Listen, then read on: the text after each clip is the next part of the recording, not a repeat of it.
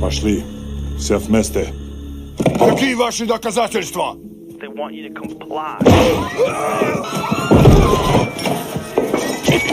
Cancel culture is about canceling.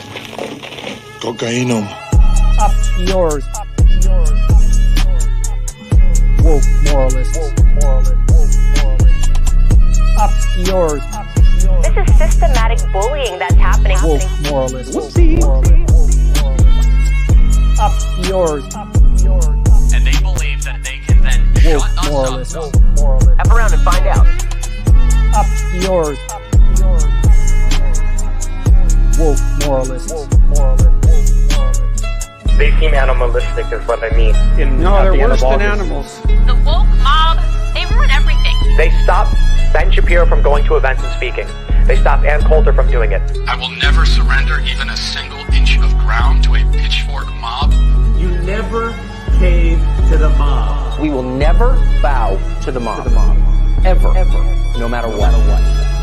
Do you see the final expression of cancel culture in terrorist groups like Up yours. We'll see who cancels who.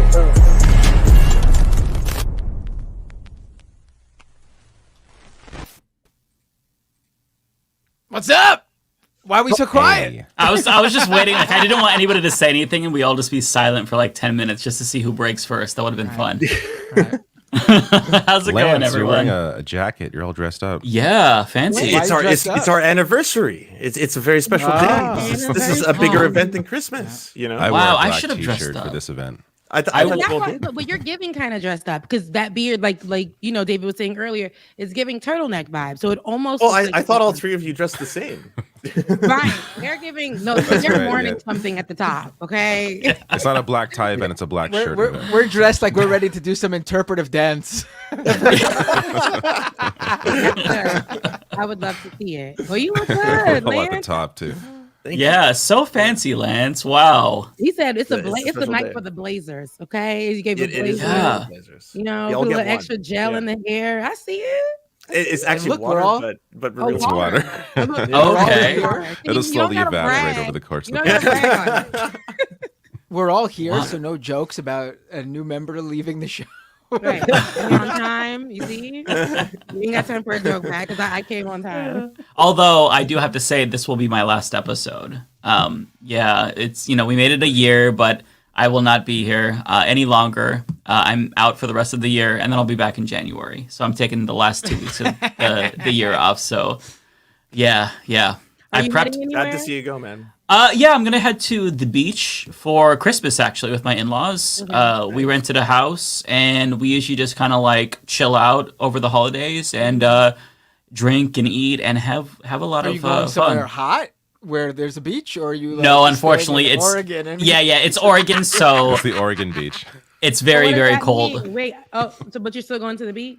Yeah, it is nice though because there's nobody there because it's so cold. So we kind of let the dogs it's run real on the nice. beach and stuff. Honestly though, sometimes we don't even go to the beach. You can hear the ocean and just the ambiance is nice. But I don't get off my ass sometimes. Like it's so much fun. Really nice and like mentally refreshing. So we kind of just hang out and like a lounge little The around. Pacific Fire. Northwest is very nice. fire. Very yeah, nice. we watch movies. It's so wonderful. So yeah, I'm Nuts roasting on an open fire. You should play some Alan Wake too. Fit right in. Jack Frost nipping at your nose. Come on, Matt. Should I Come keep on going? with it. okay. Really, Keep really. going. Yeah, keep going. Okay. You should play this while you're on We're all vacation, very too, impressed. just in the background. See what Right. your husband Yeah. We didn't know that. Well, that's Yeah. good. Anybody else doing anything? Are you guys anybody else celebrating or having some time off for Christmas?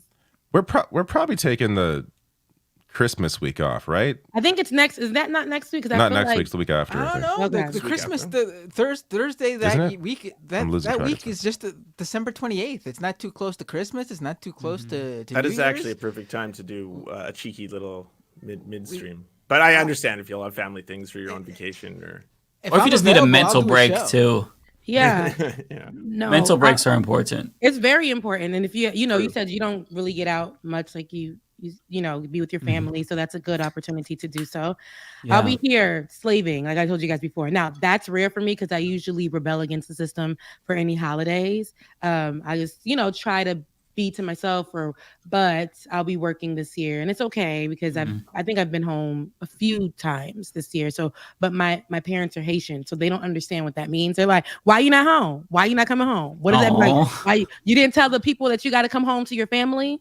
You didn't tell them that you need to." They think that Haitians think that that's how it works, and it doesn't.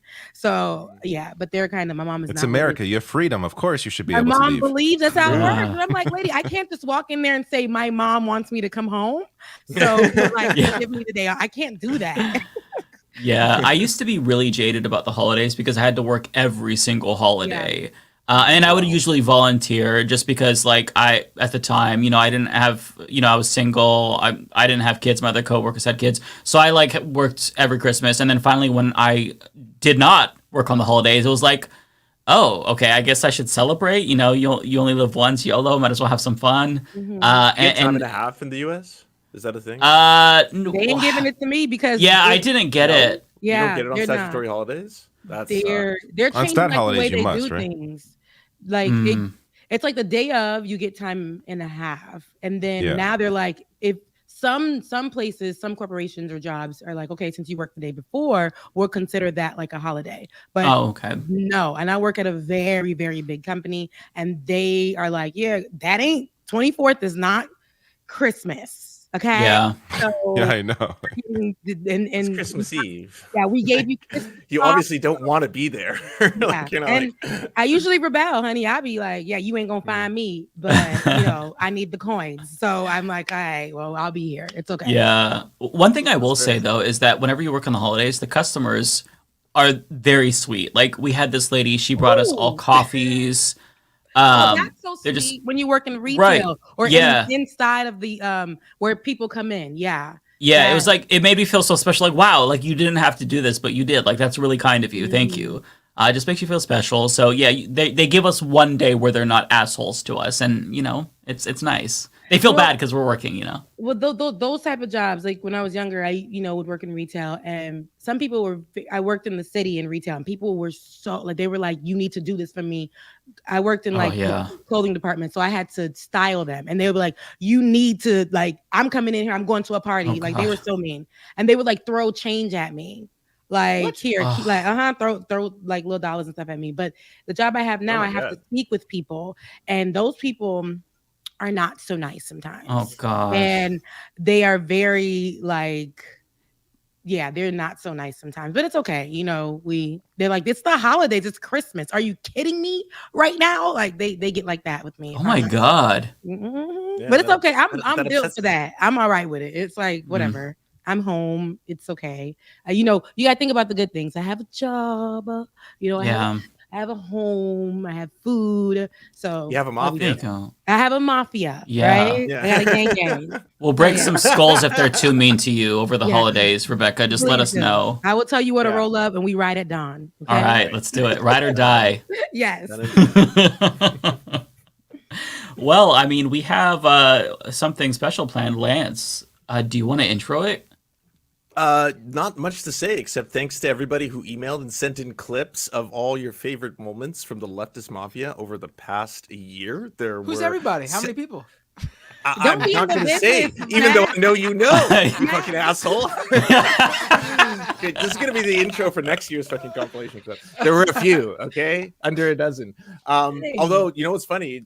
Under a dozen? I think you're... Maybe goes under half a dozen. Don't say.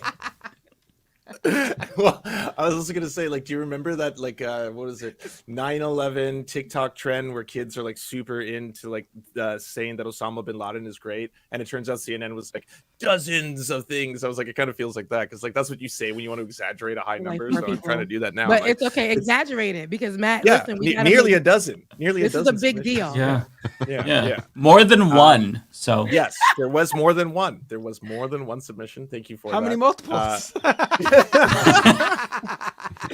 No clips have been there, unfortunately, but we made up for it. But anyways, I put together some of your favorite moments of the Leftist Mafia over the past year. Figured we'd all enjoy a good laugh and a tickle to just relive the past year.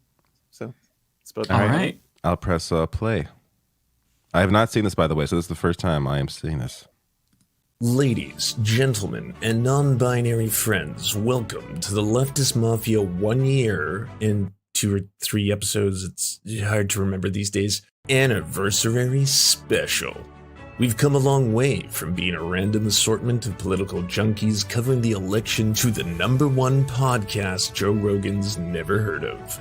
Now, every member has become a household name that's won their way into your hearts. Whether it's Mike Figueredo and his bizarre fixation with attacking the elderly, David Doel never being conscious enough to read his super chats, Matt Binder doing everything in his power to steal David's super chats, Rebecca Azor strategically staying for a good time and not a long time before again David and Matt start fighting over super chats, or Lance laughing like a woke hyena that even Disney won't hire. Here are just a few of the highlights selected by the fans to commemorate this esteemed and prestigious event. Hey, people pick boogers every day. George, live in your truth, okay? Rebecca's team George now. Okay, no, like people eat boogers every day. I'm at a red light. I look over. It's a nice binge chuck, fine man. And then I look over again. That person is eating their boogers, rolling it around, swipes it all over the damn steering wheel, and once the light turns green, never see them again. These are regular people. Doesn't know Harlan Crow has a fucking Nazi garden. You know, he's got a garden of Nazi memorabilia because he to remember how learn bad about it is. History. But like, yeah, he wants to remember how bad it is. we all have gardens of things we hate. Oh my goodness! Here's another one. There's a side angle. My word. Wow. I think so. Right, this is child abuse, right? All these people didn't see this movie because they would absolutely complain about this if they saw this movie. Yeah. This is something they would complain about. Listen, that's so cute. That's so cute. Let me see it. This is, I mean, like, but they're obsessed with kids. It's the women. And then even when wrong. it gets to the abortion debate, just put your baby up for adoption. Then why don't you fucking adopt, motherfucker? You rich and you're childless conservative activist, Charlie Kirk, Tim Pool, all these guys, Michael Knowles. They should run orphanages. Right? Yeah. Why don't you? At least Matt Walsh puts his money where his mouth is and actually has kids. I mean, like 6 or something. A lot of these celebrities like campaigning with them and sponsoring them, all these kind of things, and nothing happened for them. I remember overnight, I forgot who it was. His name was Beto, whatever, out of Texas, and Beyonce done put on a hat for him, and he still didn't win. These are things that people need to understand. Diddy was saying, I didn't like how Diddy was doing this. He was saying to hold your vote, or this kind of like, he's just like, please don't. Yeah. We don't like. I don't. First you told us vote or die, then you spin the block and told us to hold the vote. What are we doing? I don't know what we're doing. It's so funny that you brought up vote or die because like I was very young at that time, and I think this was after season 2 of Making the Band. And I was mad that he didn't let them have a second album, the band, the second group. So I'm like, fuck Diddy. That was my logic. That's what made you say fuck Diddy? I think at the time, I was like 17, but I remember that in 2004. It could be a different Making the Band, but I remember like explicitly, like, I'm not going to listen. I'm going to give Binder a Slytherin sun and a Ravenclaw moon. Ooh. And I'm going to give Lance is probably a Gryffindor sun and a Slytherin moon like me. That's wow. Yeah, all right. Yeah, I think that's right. Y'all assess that. The real people who know assess that in the comments. But I think how do they determine that in the book? Does Harry Potter whip out the calipers and start measuring? There's a hat that does it. There's an actual sorting hat that does it. There's a skull measuring hat. Yeah, that's true. There's a magical hat that goes on their heads to know what their caste is. It determines their caste forever. It's all about race science. Oh my god! I feel like I'm ready for water now. I feel like I know everything I need to know. I never considered the fact that the hat was not using magic and was instead measuring skulls. That is, I can't ever look at Harry Potter the same. It's worse than I thought. I fucking hate it here. I hate it so much. So let me get this straight: Half-Blood Prince, a skull measuring magic hat, the Goblin Jews running the bank. And the author just happens to be a raging transphobe. Donald Trump, him dropping his interview with Tucker Carlson as the debate is going on. Oh, we can just pull it up right now and watch. Why aren't you at the Fox News debate tonight in Milwaukee? You see the polls have come out, and I'm leading by 50 and 60 points. And, some of them are at 1 and 0 and 2. I sit there an hour, 2 hours, whatever it's going to be, and get harassed. I want to hear that again. 2. What? No, why would you make me focus on that? 2. Give me everything you got for this So White happy House you get to relive this. Beat it up, N-word. What's your charge? Extra large and extra hard. Put this P-word right in your face. Swipe He doesn't have to do this. He doesn't have to do this. Speak with my mouth. This P-word is wet. Come take a dive. It continues along. And it gets significantly more vulgar. Like, a lot more vulgar. But he gonna read it to us. Pac TV first heard "Rest in Puss" on your show was so funny. I thought rest in puss too. I literally thought puss too before you even said it. Now I'm embarrassed. Now I'm embarrassed. My brain went there too. Rest in puss. That's too good for him. I can't take that. I can't roll that back. I'm embarrassed now. Okay. Now this is why I be gone, because this ain't right. This ain't right. I can't even roll that back because I remember he said "rest in piss." So I don't know why that didn't register for me. Don't laugh at me, because that it's funnier because I literally thought that before you said it, and then you said it, I'm like, oh my god. And I said it very I read full on. So I am sorry if there's anybody that's watching. My bad. Oh my. I'm curious as to why you think it's increasing so much. What's that? Yes. The history of left-handedness. Matt, did you look at the replies to Stephen King's tweet? Like, right. The replies are a whole bunch of blue check marks making fun of each other, being like, "Motherfucker, pay for Twitter," blah blah blah. I get to drop the "motherfucker, pay for Twitter" thing, blah blah blah. And it's like, well, you all know then. Like someone else, there could be two Stephen Kings with both with check marks, because one person's a fake one, one's a real one, and they're both right. They're both being paid for. So there's no the fact that he removed all these verification badges completely removes the whole desire to have one. There's no reason for anyone to have it. I want to point out too, I want to make it clear, I'm not even personally salty. If he wanted to change the parameters and he decided that the fucking government emergency service accounts should without a doubt have these check marks to let people know this is the actual government account. I don't think I could do this show at you guys today. Yeah, I'm trying to have a conversation here. Apparently, I live in a haunted house now or something. I don't know what's going on over there. That's so fair. I was doing so good. Did your power go out? Or what happened over there? No, my light was just too bright. Wait, you've got to walk it through in chronological order, okay? Mike, Lance said Stephen Queen. That never happens. That never happens. Lance said Stephen Queen, and then somebody noted that in the chat, and then Ole turned out the lights because the sun was too bright.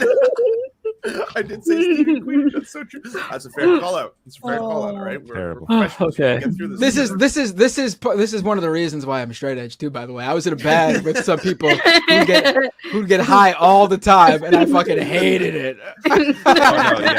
I dreamed I saw my maternal grandmother sitting by the bank of a swimming pool. There was also a river. In real life, she had been the victim of Alzheimer's disease, and she'd regressed before her death to a semi-conscious state. In her dream as well, she had lost the capacity for self-control. Her genital region was exposed. Dimly, it had the appearance of thick mat of hair. She was stroking herself absent-mindedly. She walked over to me. It's got to be good now. She walked over to me with a handful of pubic hair compacted into something resembling a large artist's paintbrush. Pushed this at my face. I raised my arm several times to deflect her hand. Finally, unwilling to hurt her or interfere with her any further, I let her have her way. She stroked my face with the brush gently and said like a child, "Is it soft?" I looked at her ruined face and said, "Yes, Grandma, it's soft." It's really nice to see him die, and I hope that his family's really sad And the people who revered him were sad as well. Mike. There was also this post where the man said he was, quote, not a whore, but a hoe. One is a slut, the other is a prostitute, adding, I'm the one that gets free weed for giving, then a reference to a sexual act. And it was liked by Lieutenant Governor McNally. Yeah. I don't know that, a lot of times on people's posts, you see the name and you see what they've written and you just press the button that says like. But what about the prostitute? I might have read that.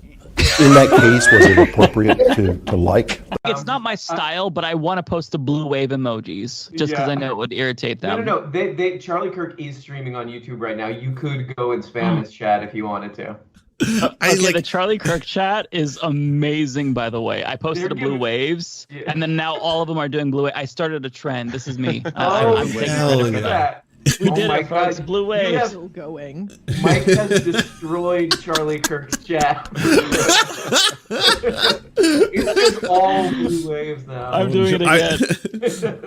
I'm gonna do blue wave. I'm gonna do it. I just saw you, Matt. We're doing. I'm doing blue waves right now. Hell yeah! Oh, there's Matt Binder. This is totally a hate raid. Let's be real. We've taken over the chat, folks. This is amazing. So someone in Charlie Kirk's chat was like, "Who the fuck are all you fucking commies? What is going on?" Duty to read every single one of those. I know. I was reading ones to you, David, because you're even your viewers. Even your viewers deserve to have their super chats. Oh, read. okay. Just because you don't think they're worth your time, doesn't mean I don't. I need a sound drop for this. Someone going I don't know, oh brother, something like that. Yeah. I have nothing.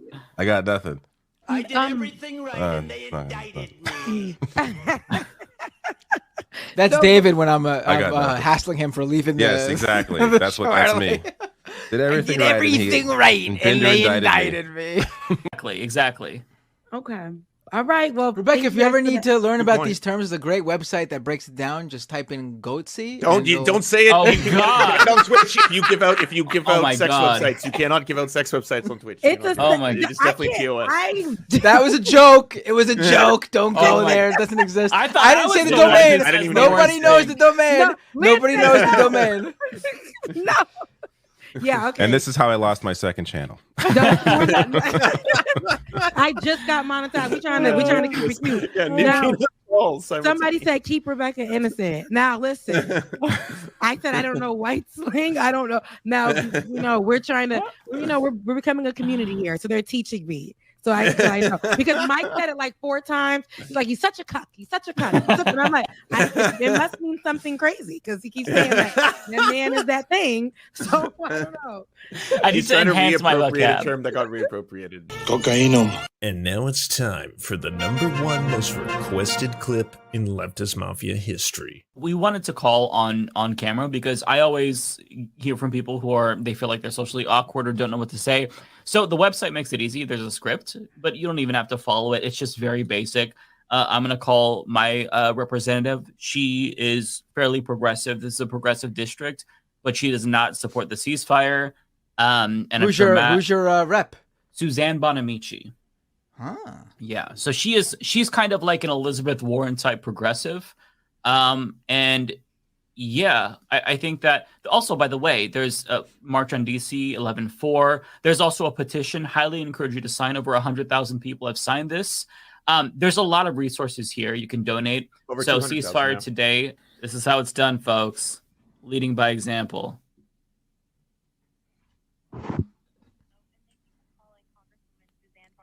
Office in Oregon's 1st Congressional District. We're sorry we missed your call. Please leave us a message including your name, phone number, and email address. If you need help with a federal agency, please let us know which agency. If you are calling to leave a comment for the Congresswoman, please do so after the tone. Thank you for calling and have a wonderful day. Hi, Congresswoman Bonamici. My name is Mike Figueredo. I'm a constituent of yours. And first, I want to thank you for voting against the $14 billion aid package to Israel. And I also want to highly, highly encourage you to sign on to Cori Bush and Rashida Tlaib's ceasefire resolution. important that you do this as soon as possible. This is really important. Please sign on again to the ceasefire resolution currently. We need all hands on deck. And if you want my continued support, this is something that I really, really want you to do. So do it. That's it. Thank you so much, fam. We couldn't do it without you. Here's to 5 billion more episodes.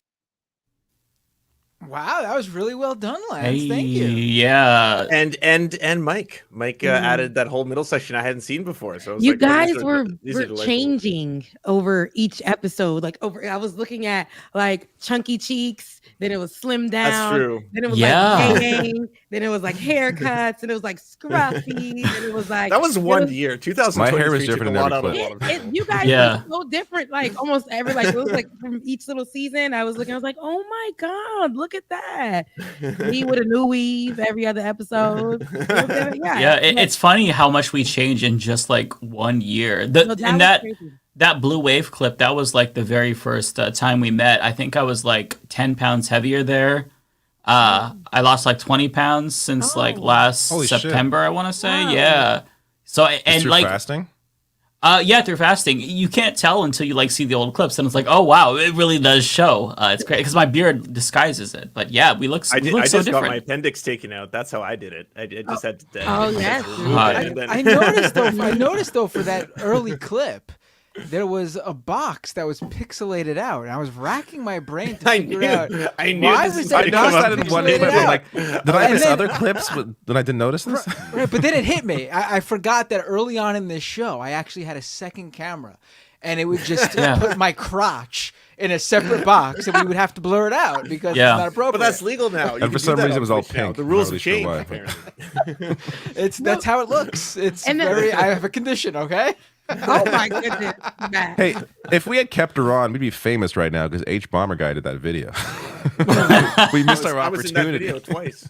Where I didn't see it yet. Oh, it's great. It's a really good video. Okay. It's a really I good would video. highly yeah. recommend it. I do say I gotta say I love the few people I see in the chat who are like, oh, you forgot this clip, you forgot that clip. I saw a few people mention my Mickey Mouse impression, and I'm thinking, yeah, why didn't you guys fucking send it? I mean, I didn't even remember it. But there were so many people that really sent so many. Lance had to look through all of those people were sending, but you know what I mean. So many submissions. next Too many time. submissions. Too many Yeah, but I suggestions. should add, it is actually true that someone did submit that ceasefire today clip with like a message saying, like, I know this one isn't as silly as probably other clips you're getting, but like this is important. I thought it was such a good thing that you guys did that. Please keep doing more of that kind of stuff. So thanks to You did Nice. forget that I just thought of while we were watching. I should have sent it. The episode where you guys were live as I got banned by Elon Musk. in the Oh, third right. episode, Yeah. which is actually a year ago tomorrow. I know that clip. What? Really? Wow. Where you say I'm banned, baby. That was like iconic. Yeah, that was iconic. Wow. Yeah, so many good moments. It was the hair for me. You guys like David, you were giving us a little bob, a little fro. And then I was looking at Matt who was giving us like emo chic. I was like, okay. And then he was like, it was so emo chic, and the bang was heavy. He had to keep his head to the side like this. That's how the hair usually is, but every like a handful of times every year I do just cut it to refresh it. But I am going back for that classic. You get Matt your Binger hair cut look. twice a year? I gotta say, I like I your get a hair when it's haircut long. maybe it's anywhere from 3 to 4 times a year, maybe. Maybe once a season. Okay. Mm. But it maybe was 3 nice. times actually a year. Yeah, somewhere around that. That's crazy. Time. It just made me think about time and what how 2 months, 2 weeks, a year, how just you can go through so much in a time, and you can even your physical can change. And This and podcast, Yeah. this podcast launched when Twitter still wasn't completely shit. Right. It was True. beginning to be because I think Elon Musk took over in But it was still a October. better place. Yeah, But it was still much better than where it is now. Wow. Yeah, it's been a long journey. My favorite moment was when we did like the live episode when we were in the strip club, and then Matt, it was so funny. Matt, no, I'm just kidding. I was like, wait, what? I was I don't remember. Like, wait, Yeah, what's I was like, wait, I'm like, where was that I for this episode? Now we're live? That sounds Mike and I did have a conversation last week during the super chat section of the show, and it was just me and him, because people were saying what's going on with the live show.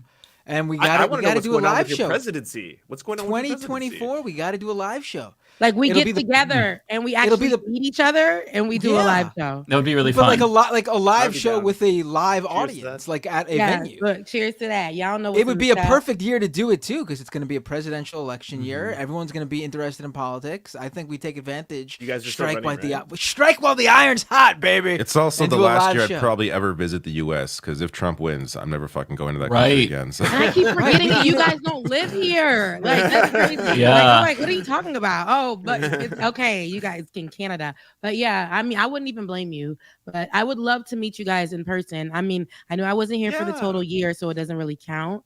But yeah, some of y'all knew about me, some of y'all didn't. You were here from the beginning, though. You were the first guest. Oh yeah, okay. See, you know what I mean. But I would love to meet you guys in person, and that would be really nice if we can do when we get there. We can't say if we get there. When we get there, we do like a live show. That would be fun. And we have some guests. And we have some guests in the next year. That would be great. Some good live guests, some surprises. Yeah. We could even bill it as potentially the last time Americans can ever meet Lance and David. That would be funny. And or if we did it like just after the election, depending on the results, like David and Lance can like sneak us in to Canada with them, and so we do a little bit. Pack me in the bag. I feel like waiting that the long last thing I want to be is missing. banned I just from have my to own country. strike while the iron's hot, and Mike's like, "We should do it after the election." No, because David said he ain't coming. If I'm not. Trump wins, he's not gonna. I'm debating even going to the. I don't know. I am definitely impacted by media and seeing mass shootings all the fucking time. Yes. Yeah, it's definitely I get discouraged it. me from wanting to go to the U.S. Yeah. a lot more. So My friends in New Just York going say to the it's grocery still, store it's is still crazy. kind of normal though. It's like apparently it's like you do see always the mass shootings on the news as the headlines, right? But like in terms of people's day to day, it's not like you every single time. It's Or maybe tell me if I'm wrong, because- Americans. Like Yeah, Isn't no, it every will day? let I you mean, know, not man. to It's normal. it is not every to day. drag down the this jubilant conversation, but while we're talking about mass shootings in America, this is the anniversary. Today is the anniversary of the Sandy Hook shooting. Is it really? Yes. Wow. So yeah, I mean, it's interesting that you just brought that up when today is the what is it? It's very 11th unfortunate. year? I mean, I'm sure there's many days where there's an anniversary of a mass 11 shooting. years since Sandy Hook, yeah. 11 years. The one where if we were going to do something about it, the murder of what were they, kindergartners, impetus. first graders? Babies. Yeah. Yeah, that would have been the one where you think everyone would have been like, maybe we That's should do 11 something. years? 11 years. Oh, It that's feels like it so was longer. crazy. It but feels a what- lot recent. More It feels recent. like longer. And for Alex me Jones was- is back. What's his name? And that one guy was saying that it was a conspiracy, and because of him, because of a lot of mass shootings, representatives are saying that mass shootings. They're okay to say that mass shootings were conspiracies. Marjorie Taylor Greene, you know, who was one of the people that literally is a representative who walked around here and said that one of those shootings, and I believe it was the one with the Buffalo? kids as well, and said that it was it's a conspiracy. Really check up on that. It's not really an issue. Guns are not the issue. And Lance, you're saying like, yeah, we have to act like it's normal because they're forcing us to act like it's normal. They don't want us to really talk about or make guns an issue because in America, guns are Jesus for these people, gun toting, Bible pushing. That's how they want it to be. And they don't ever want us to look at any of the issues, to focus in on any of the issues. And unfortunately, when we used to make such a big deal about it, to the point where I remember one of the shootings, me and Ben, we just finished covering Benjamon Dixon. We were working in studio at the time, and we just finished covering a mass shooting. And one happened that day that we had to break that story. We were so like drained, but then we had to talk about how the state, the nation, our representatives, people in different teachers, different counties were saying, hey, let's start giving our kids, they didn't want to talk about guns being the issue. They started saying, let's start giving our kids bulletproof backpacks. Mm-hmm. Oh, I remember Bulletproof backpacks. Yeah. and that was a resolve, and that was making me so upset. And then when they didn't want to start talking about the focal point, like sometimes about these shootings, like some of these shootings they're going after marginalized people, right? LGBTQ community. They were going after Black people specifically. They're going after people who they considered just because they looked Middle Eastern. They're going after Asians after Donald Trump's comments on COVID. Like, they didn't want us to focus in on that, and they didn't want us to focus in on mental health, and they didn't until it's a situation where they can say, well, maybe his mental wasn't okay. Kyle Rittenhouse his mental wasn't okay, and the white man that came in my neighborhood down the block and shot up those Asian folks, establishments. He was just having a bad day, right? This is what they're going to say about this is when they tap into mental Or health. the shooter that turned out to be a neo-Nazi who actually had a swastika tattoo and had tons of social media presence for like, hi, I'm a neo-Nazi. This is like what I believe. Here's all my beliefs and shit like that. Everyone was like, well, how can we know? Is he white? I don't think he's white. So why would he be a neo-Nazi? Why would any person who's not white be a neo-Nazi and shit like that? It's like, he's got a swastika tattoo. He put it on his body forever. I think that's what he believes. It's terrible that they want us. We've become so desensitized, not because we wanted to, but we have to live, and like we gotta try to make a day to day. But let me tell you something. When I go grocery shopping, I'm the first one with the morning crowd because I'm afraid that I'm gonna go with the crowd that's too big. I'm not gonna be able to hear anything if something happens. I need to go in. It needs to be clear. I need to see where the exits are. That's not a way to live, but that's how we're living, and that's what our normal is today. That's what our normal literally is today. So it's not really normal, but that's what has become the norm for us. I don't know if this is the same for you, Matt and Rebecca, but like I still, ever since the Colorado theater shooting, every time I go to a movie theater, it's like, man, I'm a sitting duck in here if anybody walks in. Like it's always on my mind. Yes. Wow. Yes. I feel the same way. And I'm like, it's dark in here. Sometimes I'm hearing like, if I'm watching a movie that's like a rom-com or something like that, and next door it's like a shooting killing movie, if I hear that I'm like so afraid. I keep looking at like if somebody about to come around the corner. That's not a way to live, but that's not normal. That's not the movies I go see nowadays. Last movie I saw in a theater was the Paw Patrol movie. So the worst thing that could happen to me was someone spilling a juice box on me. So I was How was that, by the way? It actually wasn't bad. I'm not a big fan of the Paw Patrol show because it's very basic. It's not at all for. It's not at all like a family. Like good kid shows need to be like family oriented, like a little stuff in there for the parents so they're not bored out of their mind. Paw Patrol is not that show. It is just for little kids. Isn't that propaganda? The movie though was good. Yeah, the whole idea that the cop, the cop, there's a cop dog, and he's like the leader of the group. I didn't know that. Do you watch? Do you watch Paw Patrol, David? I could see like the parents here. No, you don't let your kids watch Paw Patrol. I mean, we purposely don't watch it because we don't want to bring that propaganda to the house. David, what are your kids? Bender can brainwash his children. I always say I'm not going to let my kids. I'm not going to be one of those parents who's like, no, you can't watch this show that every one of your friends is watching because of this political reason that you don't understand whatsoever at this age. So my kid's also, he's not even 3 yet. So, I'm sure. What does he watch? I do agree with Bender to the point where, like, if he comes home and he wants everything, his kids or his friends are all watching the same thing, I'm not going to stop him from watching it. That'll make it worse, if anything. Right. Like when my son comes home and he's like, all my friends are doing drugs, I'm going to be like, I'm not going to stop you. That's fucked up. You can't stop. No, you got to be cool. Get out there. Find out what's the coolest drug. Do a lot of that one. Okay, so what does your kid watch? You do it with David? them. That's what you do. Sorry? What does your kid watch? Like, does he... Rational National at youtube.com/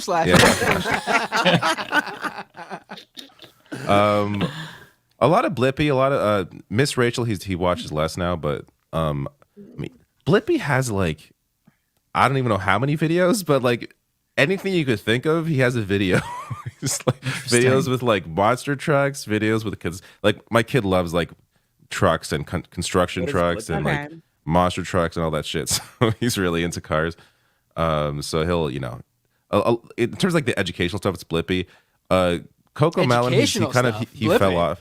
Coco Melon, in terms of like introducing him to things, Blippi. I guess at a really young age. Lance, Google Blippi Harlem Shake if you want to learn about Blippi. Okay. No, don't. Do not. I haven't even done that because I don't want him tainted for me. So I've avoided the whole. No, just watch it and we'll get your reaction, Lance. That's the same person. Oh, it's great. You're gonna love it. Oh, I just finished. I'm not clicking on this.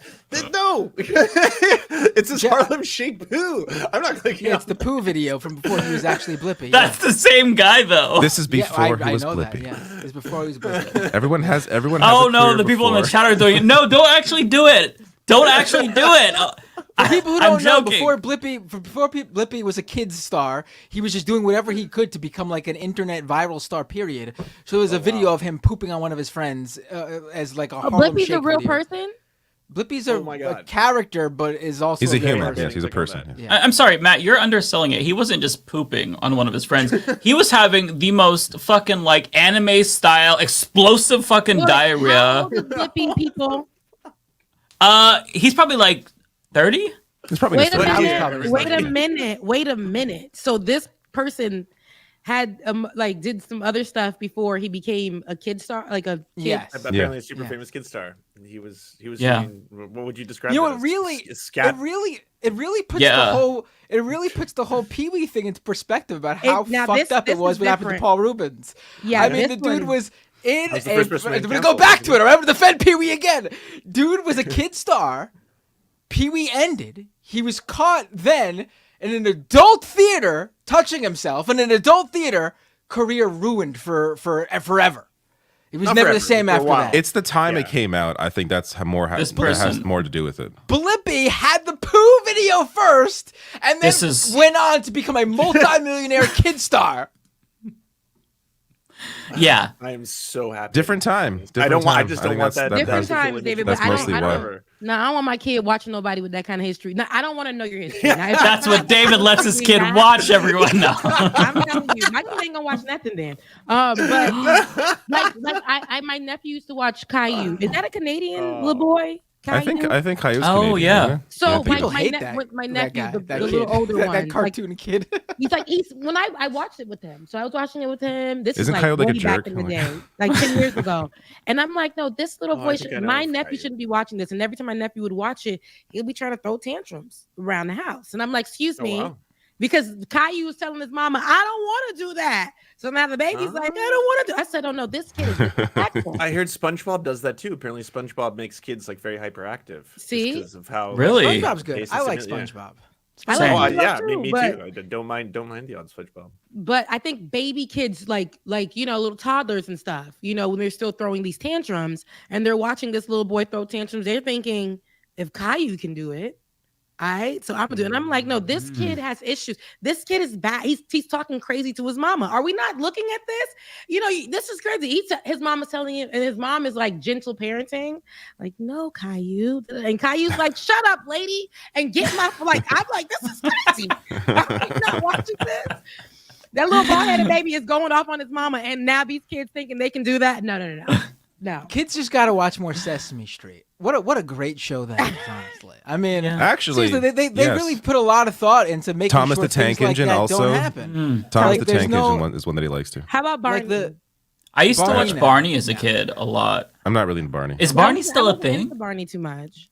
Yeah. Oh, see, I was huge into Apparently Barney. Apparently, they're going to make an adult Barney movie, which is not for adults. That sounds strange. I saw that. That sounds so. What is Barney going to do? Like Winnie the Pooh, but adults. Not a X-rated pornographic Barney movie, like a Barney movie rated R for adults with like. What are they going to do? Like with I think it's going to be like a horror movie or something like that. Like fun fact.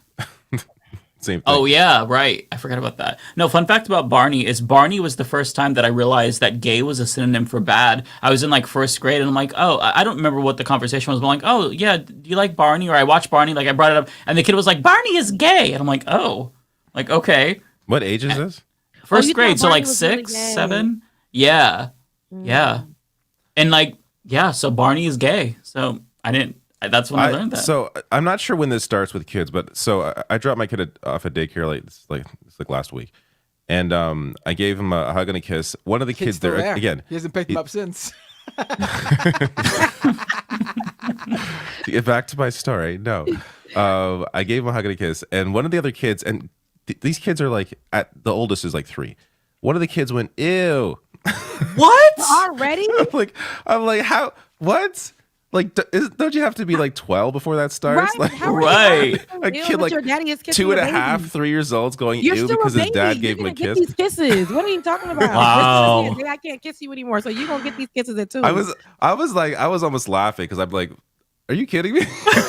How old are you? No, but these new kids, these new kids, there's this girl, she's a teacher, a ballet teacher, a young one. I think she has to be maybe Generation Z, a millennial, but she's a ballet teacher.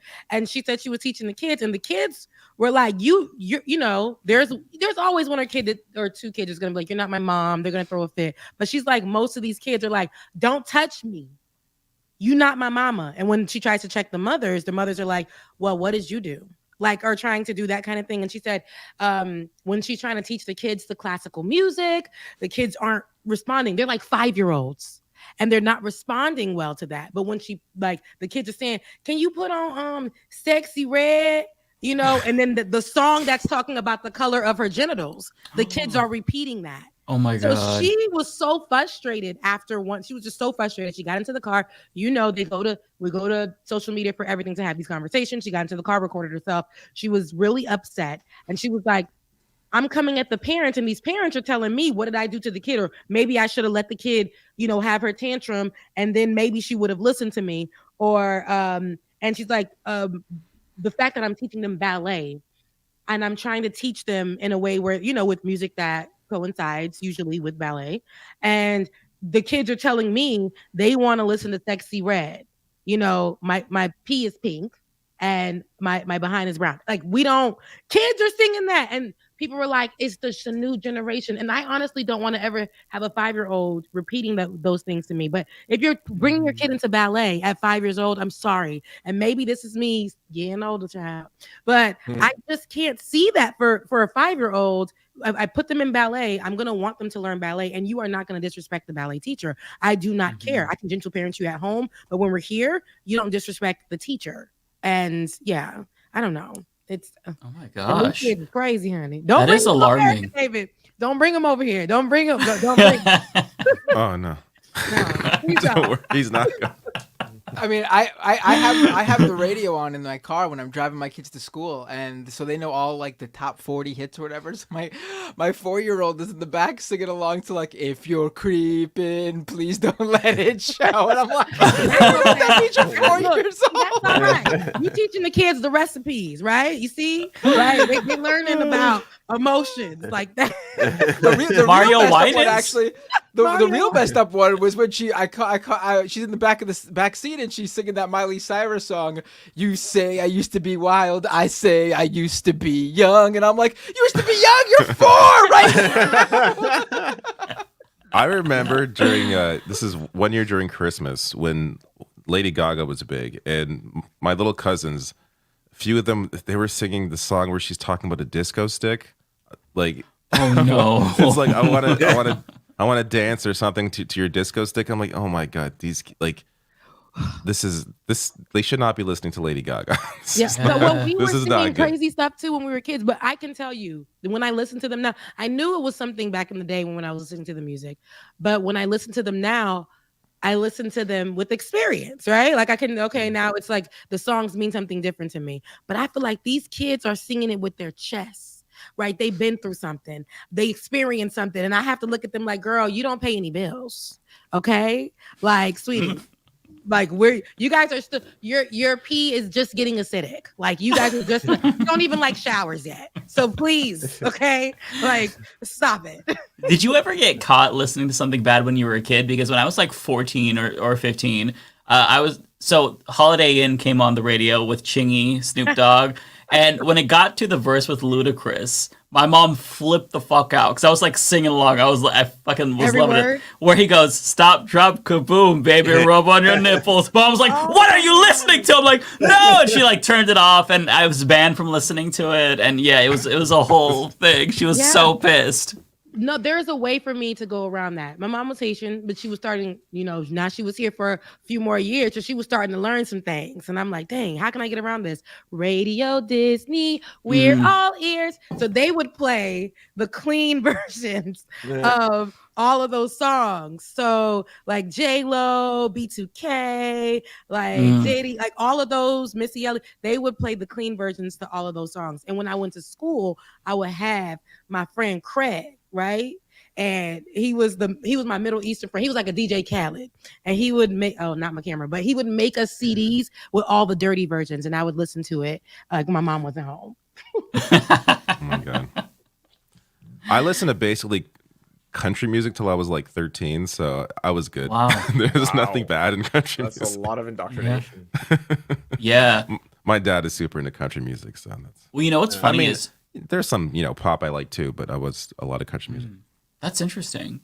No, after that moment, not because of that moment, but my parents started taking me back to church, and then they instilled in me that if you listen to that, you'll go to hell. So I just kind of self-policed after that. What? But, yeah. Brainwashing works. It worked like a motherfucker on me. So if you want your kids to not do bad things, scare them into eternal brainwashing.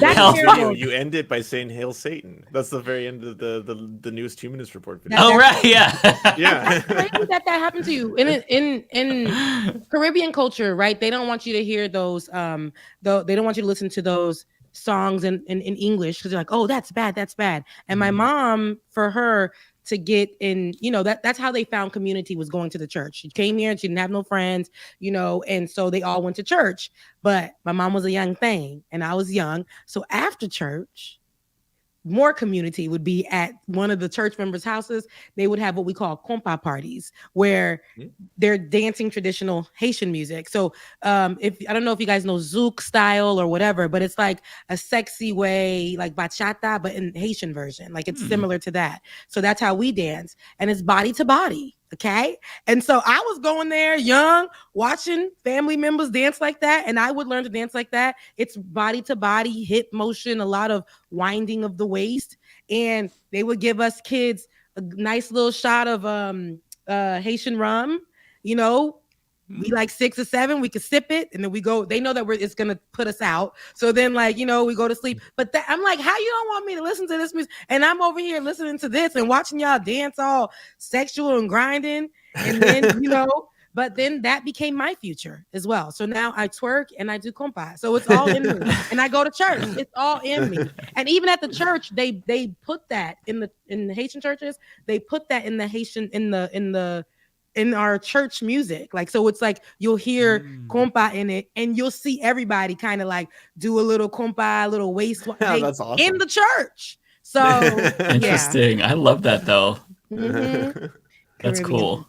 It's very interesting. But you would think, but she wouldn't want me to listen to the American music that had like sex in it. But I'm like, girl, all these songs is talking about like sex. Like it's crazy. But that's funny. Mm-hmm. Yeah.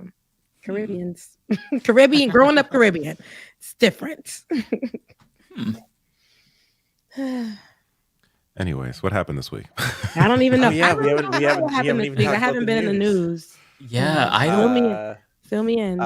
Alex Jones' return to Twitter was a pretty big story. Right. There was a very large amount of controversy about nudity online due to a number of women on Twitch who apparently were exposing their breastises, but it turns out they were fully clothed wearing crop tops, but they got banned, and now Twitch has changed all of its rules surrounding nudity and stuff like that as a result of it. Apparently, you are now allowed to twerk. That is a new rule that they have added. So they explain this because they now allow artistic nudity, right? Artistic nudity, yes. So can't you just claim anything as artistic? Well, I think it's for people who draw, say, characters and want to. Oh, so it's drawing specifically. It's for artists who want to draw characters, but also how about it's not like you can show like. What if like a naked VTuber? Would that be artistic nudity? Well, the rules are now that you have to label that. So you'd have to say like 18 plus, put on the kid filter on it and all that kind of stuff. And then, you can have a topless titty stream if that's what you desire. Can you draw hentai? I don't think you can draw like full blown sex. I see. I think you can draw like naked people. I don't know if you can even draw cocks. Most likely not, because that's the most forbidden taboo of all, the penis. But I think you can now have female presenting nipples. You were always allowed to be topless as a dude, by the way, just so everyone knows the double standard. On Twitch, you're allowed to show nipples if you're a guy or male presenting, but you're not allowed if you're a woman. I like the inquisitive questions coming from Mike and David. Well, just want to know what they can get away with. Come on. I want to exactly. I want to know what I can do now. Yeah. Lance, can I have intercourse on stream? It depends on the angle and position, all right, and the timing of the. Is this this only on YouTube? This is YouTube. These are Twitch. These are Twitch. Yeah, so this is for Twitch. I was gonna say it's super open on like Twitter. Like you can just go on and watch. Right. Oh, Twitter's a Nazi cesspool now. It's basically run by like Holocaust deniers and pedophiles. Even before the Nazi takeover, it was always they allowed like nudity on Twitch. Straight up porn, on Twitter. yeah. Not just nudity. I'm talking about porn on under Twitter. Kiki Palmer's latest ad for milk. Like, okay, it was a cute little sexy, she wasn't naked or anything, but she was pouring milk on her, whatever. I went in the comment section, and why did I do that? Like, I'm hardly on Twitter. I went in the comment section and I said, I need to go to church. But not a Caribbean church, right? Not a Caribbean church. I might go home with a Caribbean man, but it was like, I was like, no. The whole comment section was full of porn, and I'm like, I'm out of here. After I seen like swipe down like a little bit, and I gotta go, because this is like everything was porn. Like, I mean, full porn. It wasn't like just showing your breasts or, whatever, a still of private parts. It was full porn. Mm-hmm. And he allows it. It could be a death rattle for some social media sites to suddenly give up on porn. Like, it destroyed Twitter, when they had to, like, what? It killed Tumblr. Sorry, Tumblr. That's what I meant to say. Yes, right. Oh, right. I forgot about Tumblr. Yeah. Damn. Wow. Yeah, it is kind of weird. There's like this double standard. Someone in one of our chats pointed out something funny. Argonian Bum. If you post child sex content on Twitter, the actual CEO will come in and make sure you get to keep your account, which is true. That happened. Oh my God. Actually, that's not a libelous statement. With who? True statement. Elon Musk. Okay, so Dom Lucre, who's a QAnon guy. Dom Lucre is a QAnon conspiracy theorist, right winger. He's a black conservative. He likes to post very weird stuff in order to create some sort of controversies. And one day he decided to post a still image from a video that for a time was like believed to not even be real within like the communities of people who like research like people who like try to fight child sexual abuse material. But it unfortunately was a real video, and it's very bad from what I've heard. And this guy apparently had a copy of it, took a still, put his I remember put this his now. friggin' username in it on the still, like a watermark the child abuse material. And then he did like, I guess, like blur out like the child, parts of the child in the video, but like the child is still visible in there.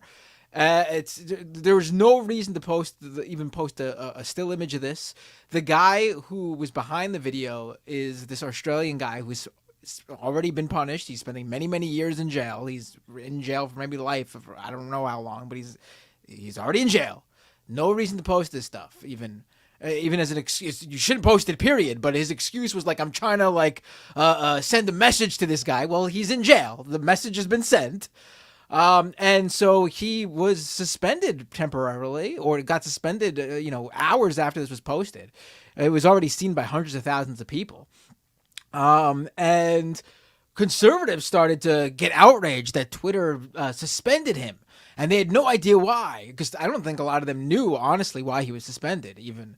And then Elon Musk he was also came spreading along. a conspiracy theory about it, wasn't it? Wasn't he saying that like it was because he criticized Obama or got too close? Well, that came later, to yeah. Obama? So Elon Musk came along, and because he was getting complaints about this guy being suspended, and he was like, "Oh, I had my people look into this," and he had posted. Was suspended for posting child sexual abuse material. By the way, we've deleted that stuff and reactivated his account. It won't happen again. We're sorry. like what? What?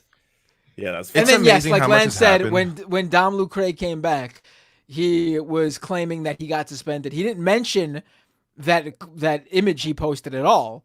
He claimed he was suspended for criticizing Obama.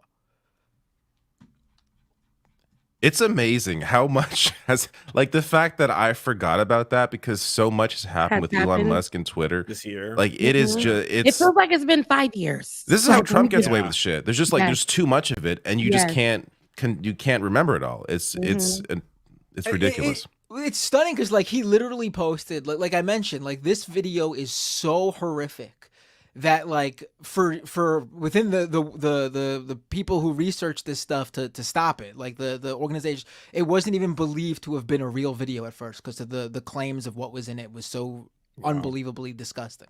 And this dude took a steal from that video, posted it, and he was the CEO came out to fix the issue for him and bring him back.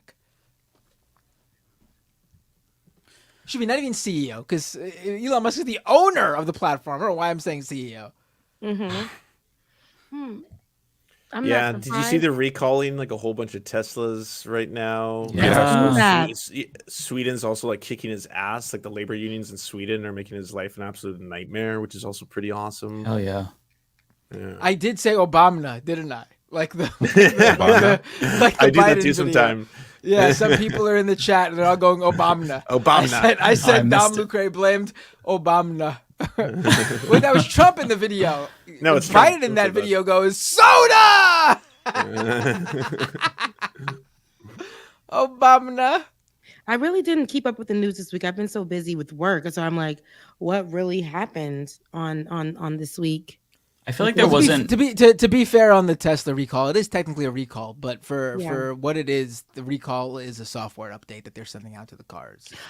People don't have to bring their cars. Oh, okay. It's too easy to use their autopilot without actually having to have your hands on the wheel. You can drive them by putting your like knee on the wheel and stuff like that. They have to try and stop that or recall it for that reason. Yeah. Yeah. I feel like there wasn't a big news week altogether. Just things kind of that were already happening got worse. Like Biden's poll numbers went down. The war is getting worse. Well, apparently, this is what something that I read this week. I remember I read it earlier this week, but it just came across my my feed again. Apparently, according to Ryan Grimm's new book, Bill Clinton criticized Hillary's campaign in 2016 by complaining to a friend that the campaign couldn't sell pussy on a troop train. What? Are you serious? Ryan Grimm from The Rising? He put out a book, and it's about the squad. But I guess because of who he spoke to and everything, in the book he writes, former President Bill Clinton surveying the landscape and the ham-handed effort at identity politics was bereft, lamenting to a longtime friend in the fall of 2016 that Hillary's campaign could not sell pussy on a troop train. He said this about his wife's campaign. They just hate each other. Yeah. I don't think they're really together. It's just like a loveless marriage. It's Scandal. Their Scandal is based off them. That was one campaign that was not resting in puss. That was the best moment. I missed that. I wasn't here for that. Oh my god, I died. It's so clear. And to be clear, Rebecca, I'm not laughing at you. Like, it was a funny moment. Like, I'm saying, you should not feel embarrassed. Like, anybody has, we all have weird slip ups. It was just funny. Like, it was just a funny moment.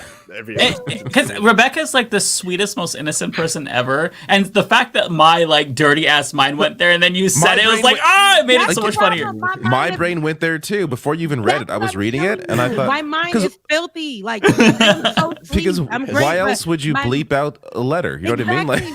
Right. I saw 2 S's and a P. I don't use piss like piss. Right. So I was like, and then it's the way that I said it with conviction though. Like, I was That's so what it was. It was the confidence. Like, yes. oh, rest And in then peace, of course. I had to look at it again, like, no, that's not what that's. Well, your reaction afterwards was it was so cute. Like I just love that clip so much. It's so funny. What you guys just like, I'm not gonna live that one down. It's gonna follow me forever. That's it. I know. Because I know everybody's gonna. That's gonna be it. And I know randomly they're gonna put it in the chat, and I know what they're gonna be talking to me about that. But I was like, oh my god, now why would I say that? Like, now they're gonna look at me crazy. But I was like, okay. But it was funny, and that was the funny one, and I was like, everybody, y'all all just as dirty as me, because I'm like, now why would I just say that when it was full force and strong? I was strong and I was wrong. But you said it with your whole chest. I did.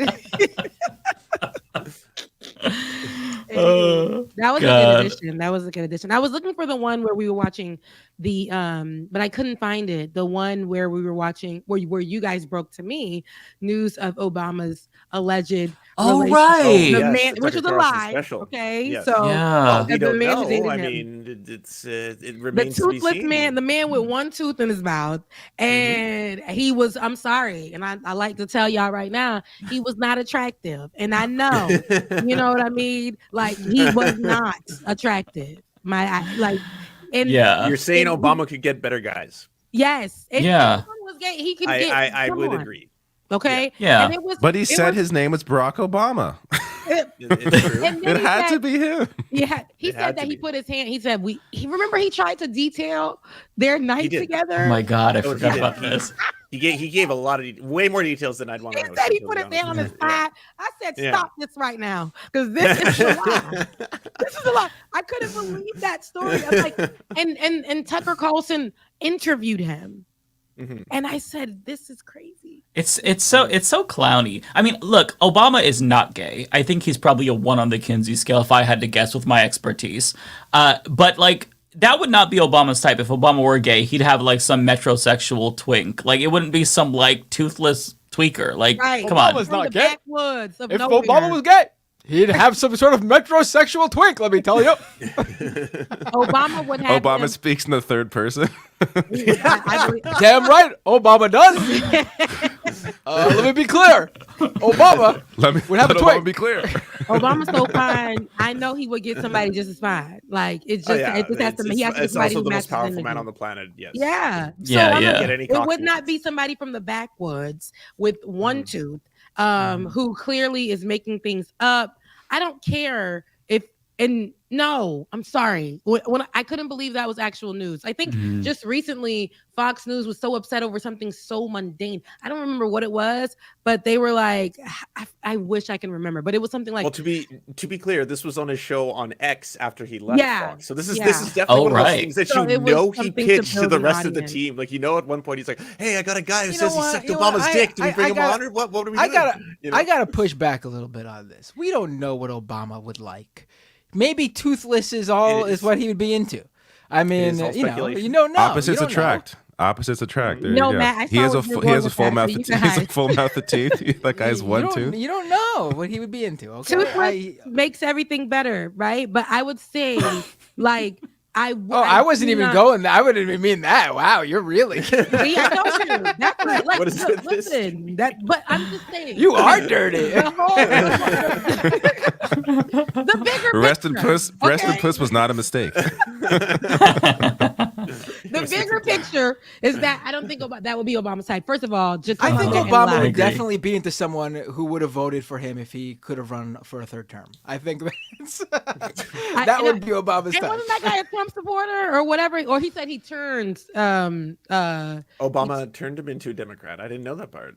It was that good.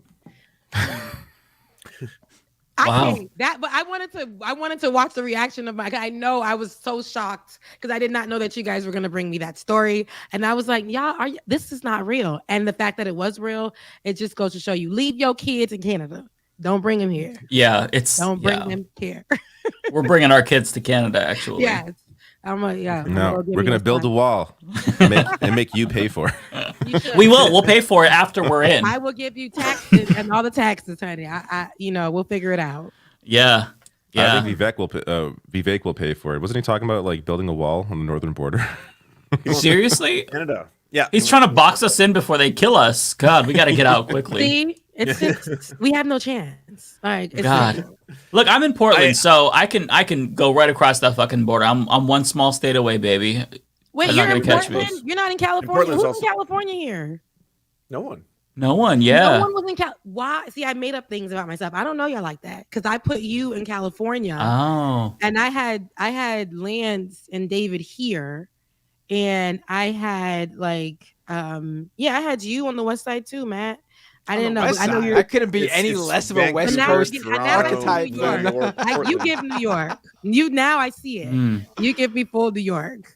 But yeah, I thought you were in California. I made that If up. you've been to Portland, you know that I'm a Portland person. I look like every dude from Portland with the everybody gauges looks the and the same? tattoo.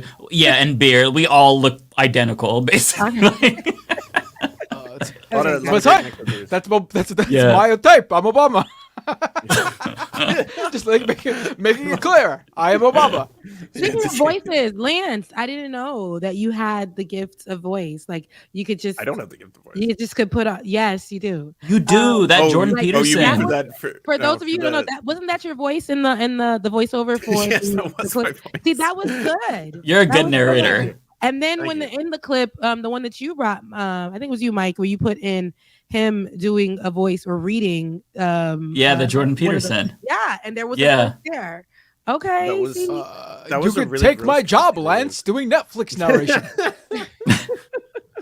And Lance, like I didn't know because well, from what I get from you, like from since I've been here, you've been calm, cool, and collected. See, I didn't get Lance falling out of the chair, cracking up. What? Turning I into, thought turning I into was a always just a tomato. laughing, goofy guy. I thought Yeah, that was, see, I I thought didn't that was get my that. thing. You've Oh, been really no. calm since I've I've been been too here. calm. And then, like I said, you guys were all giving me different emotions throughout the years. And I think right now it's just towards the end, and it's like you got to regroup and come back. And you know. 2023 was a wild year. It was. I see. weird It as really fuck. was. It was weird as fuck. Yeah. Mhm. The It was like world all was over the upside place. down. Yeah. It was crazy. Yeah. I was one of those girls. 2023 is gonna be my year, new me. Really? Who is like that's what it was. And then it started out real cute. You know, I met a guy, and then I'm like, this is not working out. Like, Was it the crypto guy? Was it Yeah. the crypto dude? No, that guy Oh, okay. is from the year before. This Oh, okay. guy, see, I want to That be was like you guys. 2023. I want to be in committed relationship, right? That's where I Yeah. am now at 30. I was 32 at the time. I'm like, I can't do it anymore. I'm living a soft girl life. You know, I'm gonna like save money. I'm quitting this other job. I'm gonna make it. That's where I was with it. Then everything was going cute, and then life hit me, and then life kept on hitting me. But this time around, I said I'm gonna stay strong with it. There you go. Usually, I would probably like break. 2024. Yeah, to 2020. No, now I was getting hit, and Okay. I had to still stay strong because I ain't had time to cry, and then I lose my home, I lose my car, I just lose my sanity. I just went to therapy, so that's one of the things I can get. Hell I yeah. can say is great for my corporate job. That's awesome. They pay for my therapy, so That's my goal next year. Yeah. Getting into Yeah. therapy was hard at first because I wasn't so open, but then I really got into therapy, and it helped me throughout, like kind of gauge where I need to be, even though the days continue to get harder. I continued on with therapy, and then I don't know what next year is going to look like, but I'm hoping that what I always say, free me from the corporate world. I'm hoping to just get out of there and just do what I need to do all the time with news and stuff. So hopefully that we can get there. But I ain't gonna lie to y'all, I can't say it was tough like the COVID years, because I mean we're still technically in COVID years, but like in the beginning of COVID, that was depressing as hell. Like some days you didn't want to get out of bed and stuff. But this time around I said, no, we gotta combat it. How do we combat it? Because we're gonna still have to work. We can't cry about things right now. We can cry, but we can't stay there. We gotta still get up. We gotta go on our runs. We gotta get some sun. We gotta, motivate ourselves, and we have to go to therapy. And I was consistent in therapy, and that actually worked. So that's I my used to goal. be one of those people who like would be like, "Oh, the therapy. I don't understand why people do it." And then when I was going down the pathway to get diagnosed with ADHD, I had to see a counselor. No, in the Canadian public healthcare system, this is all paid for, by the way. I had to see two counselors and a psychiatrist. in our face. Yeah, I know. Just so everyone knows. And you do have a long wait time. That's the difference. I had to wait I think 9 months to see everybody. But I remember seeing a counselor and being like, "Well, this is lovely. This is now I get it. Now I know why everyone wants to do this. This is just wonderful. You feel wonderful afterwards." I'm like, "Oh, that was I highly recommend it to every single person who has access to it, ideally through their work." Yeah. This year was me trying to focus on my physical health. Next year is going to be focusing on my mental health. So my number one goal is to try to get therapy. Because I think I might have ADHD. I don't know though. I've taken the tests and I checked half the boxes. So it's I think I need to work on that. Anxiety. I signed up for BetterHelp because it says that it's covered through my insurance, but there's nobody in my network, so it's not really. And BetterHelp, it seems like there's a lot of options, but it's $90 a week, and it's ooh, maybe I could find a YouTuber who just offers some really good ass. Either way, I'm gonna work on. There's another site I was connected to, but what I did was go on ZocDoc and I read reviews of and it's just an independent site that you can look at doctors and you can read their reviews. And I looked them up on social media and I was like, okay, let me see what this is about. And I did go through a couple. I'm not gonna lie to you. It's almost like you have to just play with them and see not in that kind of way, Matt, but you got to just go and see if this is going to be good for you. And I was looking at, I'm like, okay, I don't like this young girl who's waking up in the morning, bonnet on her head. She ain't ready. And she's talking to me like, girl, so what's up? I'm like, girl, no, I don't need a girlfriend. I need somebody who's going to challenge me. Yeah. I don't need you. And she's talking to her man in the background and she's telling me, girl, cause men ain't nothing. Men ain't nothing anyway. And I'm like, girl, I'm never coming back. So I'm never coming back here. And that's funny. He was so sweet, an older white gay Christian man. He was so sweet. And he would be like, oh, he was country. Oh, Rebecca, and I'm just like, see, I don't need all that pity. I need somebody who's going to tell me, okay, Rebecca, talk to me, tell me what's going on. Now let me tell you something. I need somebody to be able to challenge me on that. So the woman that I found, I loved her so much. She was rocking, her hairstyle was 90s, so I knew she was coming with it. Okay, so she was she would break things down to me. She would give me assignments, tasks to do. She would make me repeat myself and then tell me to listen to what I just said. And I'm like, now, why would she do that?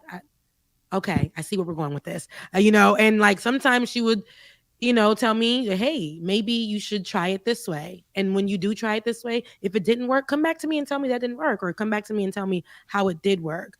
And so that really, really helped, you guys. I ain't gonna lie, because I would be in a corner right now, balled up. Y'all would never see me. I would I know that I had to do something different this year in how I combat depression. And I suffer from my anxiety can get super high.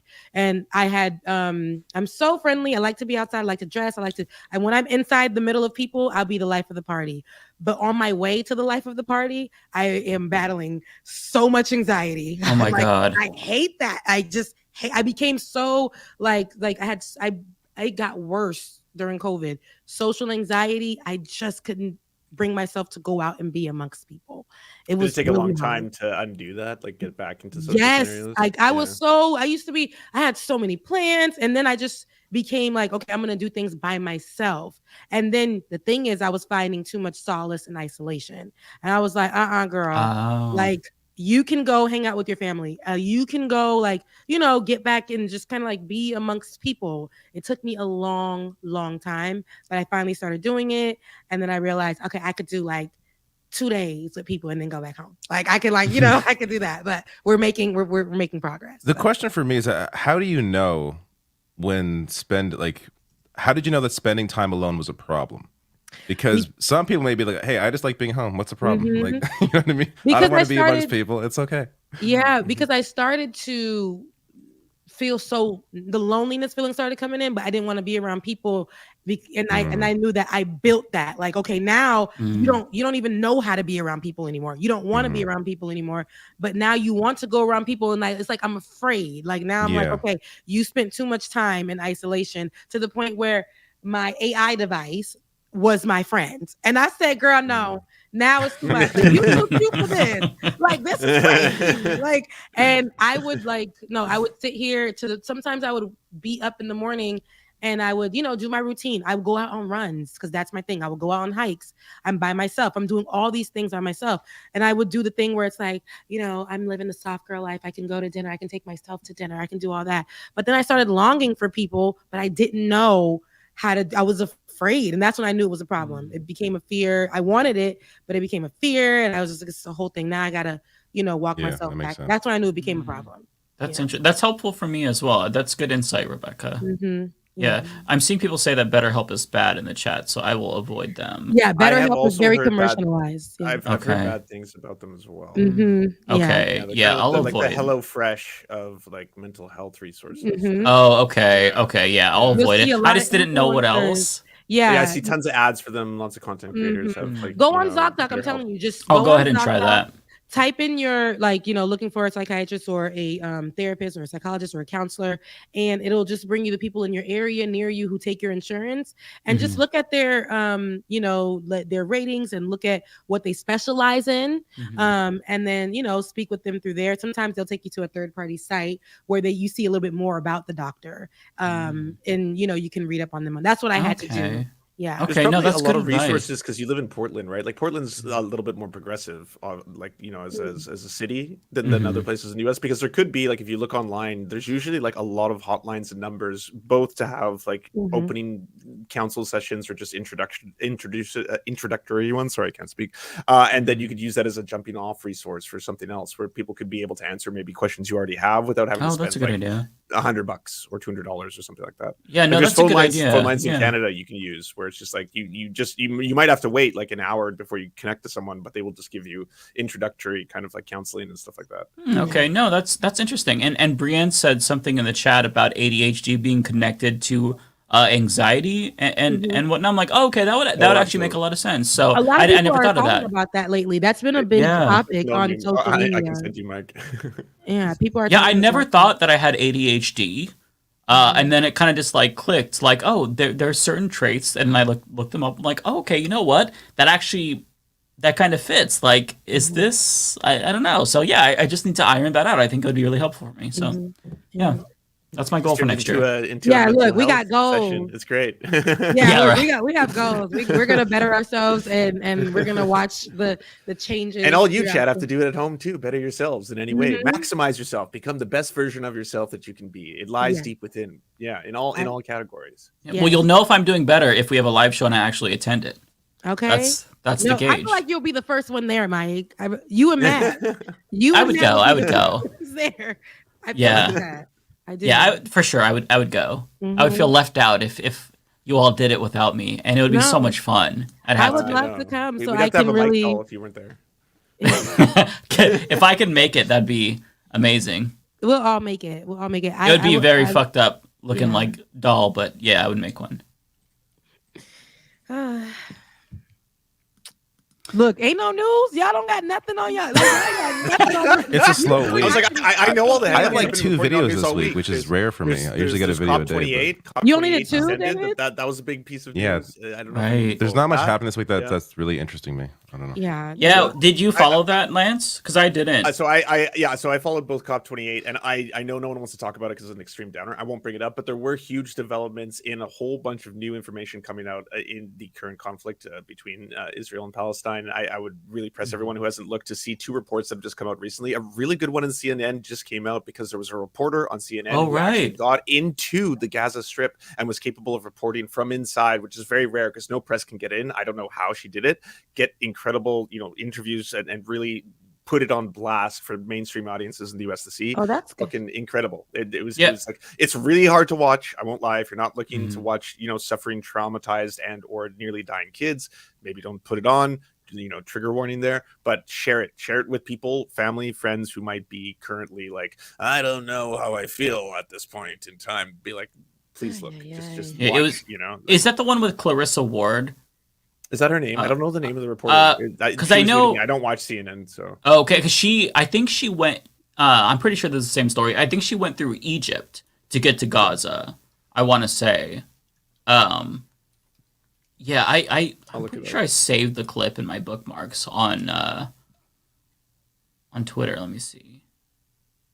Yeah. So this is the Clarissa Ward one. Yeah, what I'll do is I'll put a link to that in the chat so people can watch it, unless you all want to watch it. This is just like a 1 minute version. I wouldn't recommend it unless you, again, it is a lot of interviews with children who, like, I watched the whole thing today on stream. It's a lot of interviews with kids who have just been shell shocked, or like their faces are like cut up and stuff like that. Like it is a hard watch. It is a heavy. It's an important one, and it's an important one to share again with people, and to honestly share it to any family members who are still kind of like, I don't know how I feel about this, but it is a hard watch. This is the issue with this topic for me. It's like, I know how devastating this shit is, and like it's hard for me to watch any of these videos because I don't need confirmation on what I already know. So I can't justify it to myself like bringing my entire mood down for the whole week. By watching one of these videos, I just can't. I'm not mad at you for that. And it's like, back in the day, like they would say, for us, who were working at the news station or whatever, like, you just have to be unbiased and you had to endure it. But nowadays we get to have feelings, and nowadays we're getting these things in our face. It's not like we're just reading the news or reading a summary of it or reading the facts of it.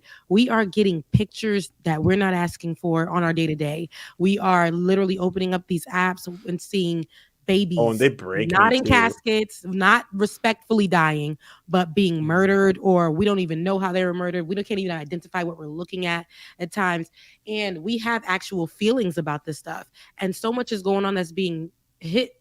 Like we're going to cover it, but it's crazy because sometimes your audience can push you too, like, why aren't you doing this? Why aren't you doing this? Why aren't you doing this? And hey, in order for me to be here to even have conversations about other issues, I gotta be healthy in my mind. And I will mention this, but this is as far as I can go with it right now. Yeah, and exactly. The most important part to me is covering the overall conflict and the power imbalance and the politics of it. As opposed, like, I don't think we need to at least for me, because again, I know, like, I'm on the right side here. I don't need to watch just the most horrifying shit. There's no reason for it, in my opinion. Like, again, unless, like what Lance was saying, unless you need to convince some family members or some friends on what's going on, then they should be seeing that. But I don't need to be seeing that because I know the situation. And you don't have any more room. You don't have any more capacity. It's okay, mental capacity, to put that on you. Like, it's tough. There's so many clips that have broken me in the morning. It's usually like first thing you go on to X, you start scrolling, and then I'll see 2 or 3 things where like I'll just start bawling because like it's one of those things where the next day it is surpassed in horror by the one I had seen the day before. It's like one of the worst things I could possibly imagine, a scenario that actually happened to a human, and then the next day it's like it's an even worse one, and you're like, my God. You're seeing it. This is stuff that usually like it. we didn't have access to seeing bodies being blown up or people screaming and like in a bombing, and they like little the Iraq war was not like this. You would just see CNN and they would be like, we're here to interview the soldiers, the brave heroes liberating Iraq from Saddam Hussein, and then you're like, oh, these brave soldiers, sir, do you look brave? And like that, it wasn't like you just saw like corpses. It's not what we're seeing right now. What we're seeing is war. It's so sad. And it's I can't call it a war. us. We're seeing bombing. Yeah, it's affecting us. We're seeing indiscriminate bombing is what we're seeing. And we're dealing with our own issues on top of that. I mean, like our household issues, our personal issues, our financial issues, all that stuff. But the issues that's happening in our own country, like we're mass shootings that are happening. Like, like it will happen yesterday or tomorrow, and then we're having to deal with what's like still helping people understand what's happening in Gaza. We're still like, there's all these things that are happening, and it's like, hey, it's overwhelming.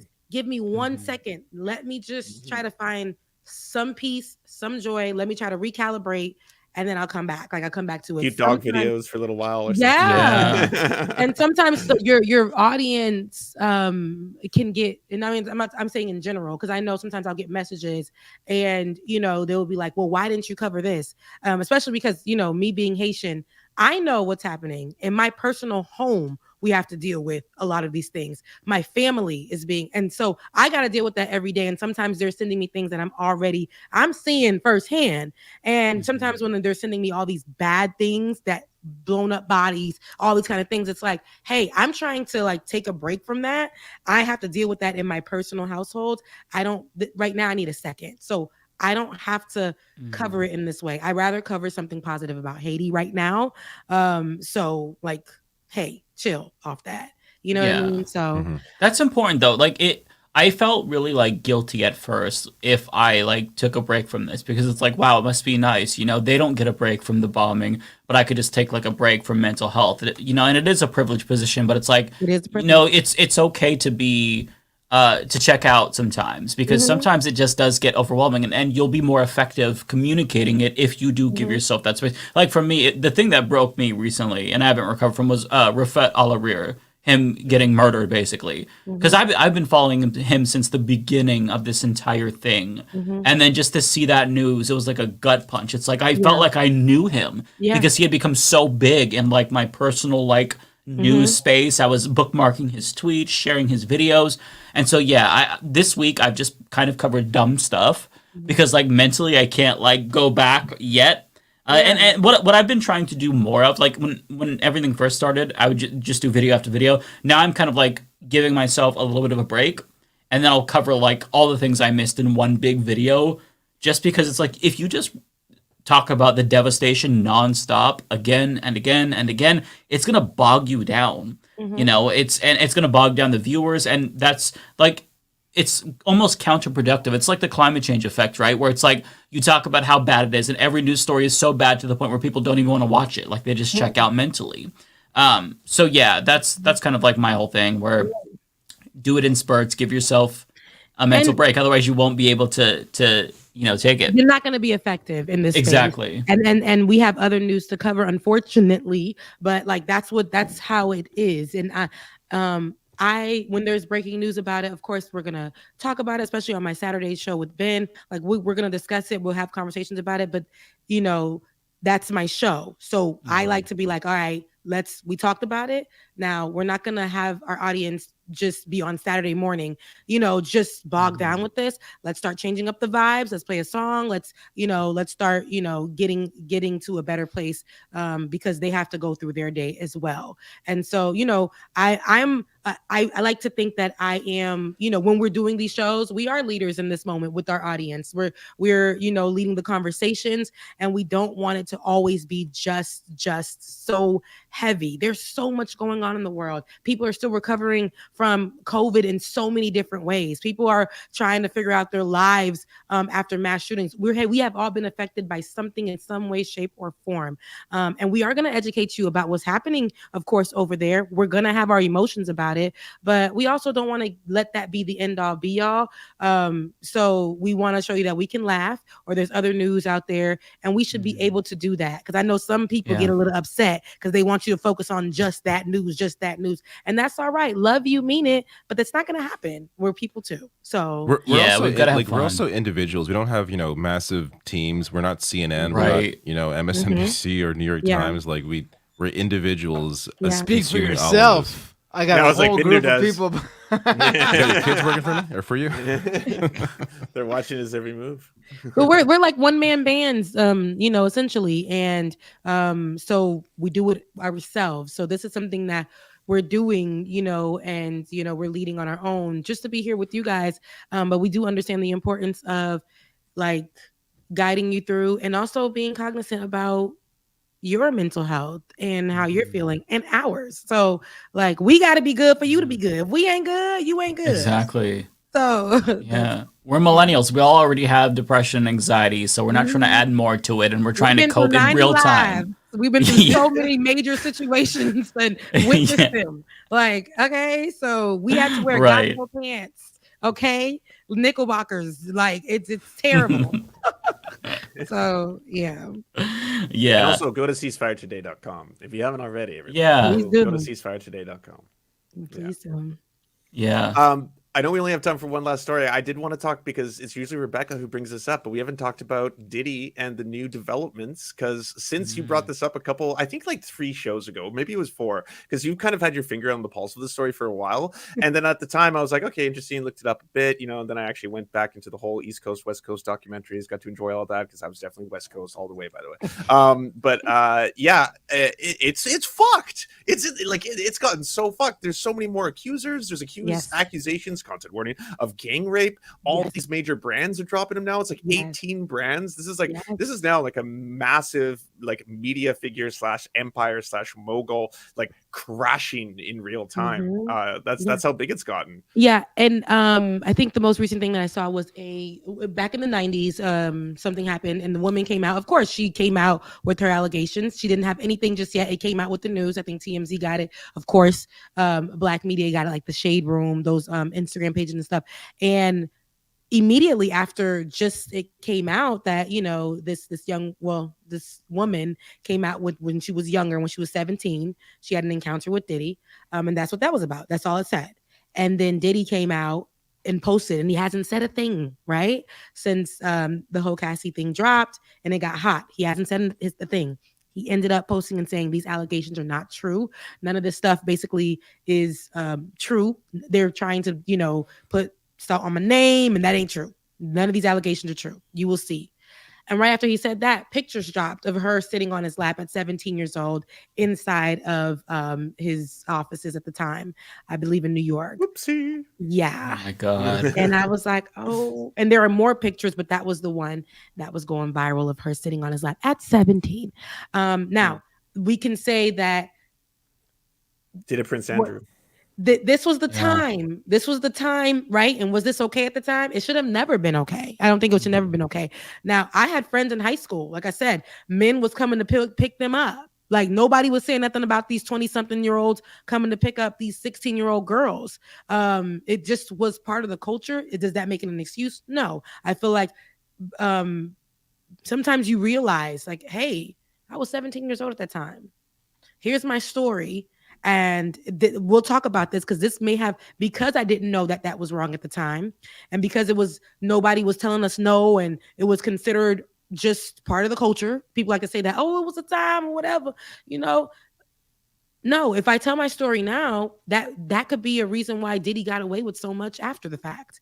You know, allegedly, that could be that. So these are putting pieces to the puzzle of a lot of these why Diddy is the way he is, why he gets away with what he gets away with, why he believes he's God. You know, and I think that he thought because this woman who doesn't have a large name like Cassie, who came out, he thought, oh, now I'm gonna speak up because this woman from back in Nowheresville, whatever, is trying to speak on my name. And no, we're not doing that.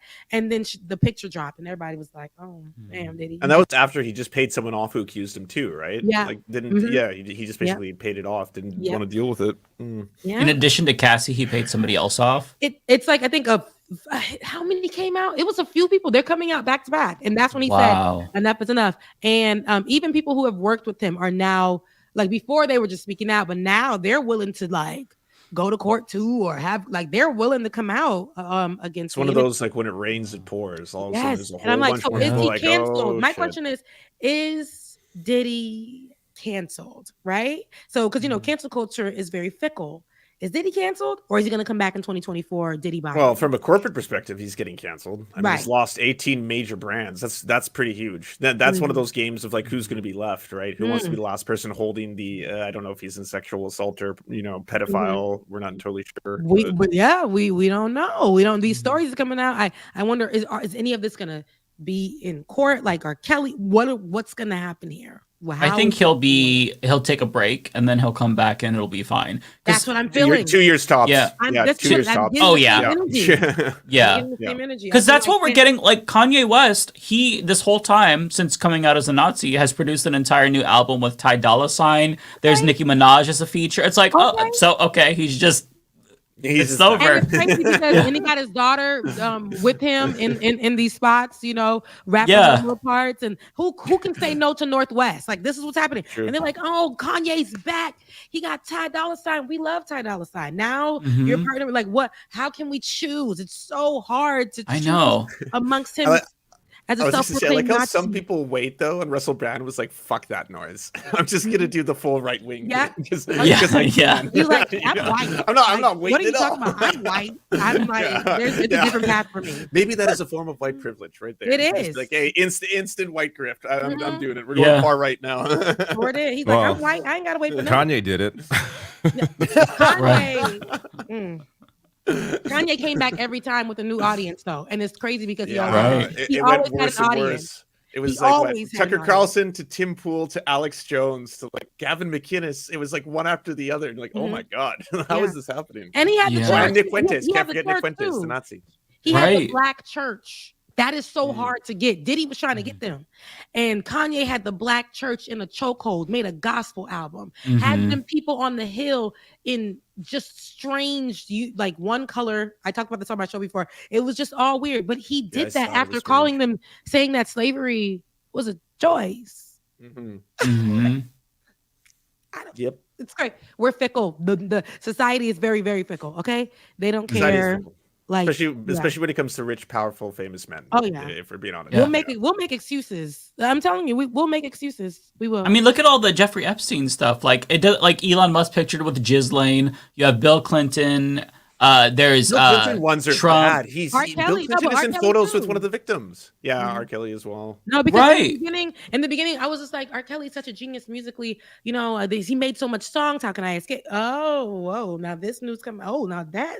All right. I can't do the 2-step no more. I can't do any of it. Like, you know, so it gets crazy. So yeah, I think that some people are just too big to be canceled, and it takes a lot for them to be like officially canceled. Like, and there's so many venues you can just transfer to now, right? Like exactly, sure, but like now cancel you got a culture. show and... It isn't real to me. Like you could be canceled here, but I'm telling you, there's a whole space that you didn't even know existed with millions of people still supporting this person. So it's just like, I mean, cancel culture is like a promotion. Have you seen like those two comedians? I didn't even know who the fuck they were, but now it's just like, this is the most canceled new comedian. He's like 20 years old and he talks about how domestic violence is fucking awesome. And I was like, I don't know who this is. I have no idea. The dude who looks like Chad Squidward because he got fucking plastic surgery. His name is Matt Rife. Okay. I've never heard of this son of a bitch. And all of a sudden, until apparently he got canceled. I was like, "What? When did you get canceled? I never even knew about you. How do you get pre-canceled? You get pre-canceled now to sell the special." It's like this guy. He got famous because of this stupid ass special, and then he got canceled after getting famous from the special. He got canceled. But I saw him on Jordan Peterson before I even saw that he was controversial. All of a sudden, I was like, "Who's this motherfucker?" He was on controversial Jordan because Peterson, he has like a black twang to him too. He has this thing where he believes like he's like the white black member of a group. He was on a TV show. That's what he says, you know. And a self-anointed one. He asked me to play the white guy. Can you believe that's what he was telling Jordan Peterson? He's like, they typecast me as the white guy. And I was like, you were the white person. I'm like, Jim Carrey never complained about being the white guy in Living Color because he was literally the white person. This guy gives off so like massive douchebag vibes. Like it's incredible. Yeah. Dang, I thought, I ain't gonna lie to y'all. You know, y'all always get me for this. When I first seen him, I was like, "Oh, who's this little handsome?" And then I've heard that a lot too. I clicked the it's sound. Like he uses pretty privilege to get away with it. Yes, he does. How do people think he's pretty? His face is so fucked. He's like 10 steps away from Ollie London. He's an elf. He looks like an elf. He looks like an elf right here. I can't see it, but he's giving elf vibes here. There's a picture of him, and his fucking jawline is like square. Like he wanted to be Chad so bad, he went Ollie London with it. Like what the fuck is going on? I can't take this shit. But he was giving like a black joke. Some of us have a type, okay? It's true. I got a lot of you got to be fine. But I'm looking at the old pictures. Obama's back. It's getting crazy. Okay, so there's a clip of him, and this is when I knew he was a douchebag. Well, I knew that before, and just hearing him and seeing his face, I'm like, okay, this dude has one of those faces where it's like, okay, can't take it. But anyways, he was on this podcast with I think Tana Mojo or Tanya. No, it's Tana. Correct me if I'm wrong, chat. And he was like, no, and this was post-canceling, right? And he's like, everyone who hates on somebody, if you think about it, they're just jealous. So if you hate someone, you're jealous of them. And the girl was like, so would you say that everybody's jealous of Osama bin Laden? And he's just like, just like, damn, demolished like that. Dang. So, did you see the 6-year-old who completely roasted him? Yes, that was funny. That kid is and he got in an argument with the 6-year-old. Like he's beefing with the 6-year-old. He made fun of his mom. He's like, your mom subscribed, or your mom pays for me with her OnlyFans money. I was like, right. This is a 6-year-old. You're losing to a 6-year-old. So I hate him. He's not good. He's not a good person because he made that. Whatever I clicked on, I was like, oh, he's handsome, and I clicked on it, and he was going back and forth with somebody black in the audience about something, and it was like giving racist, and I can't remember, but it went viral.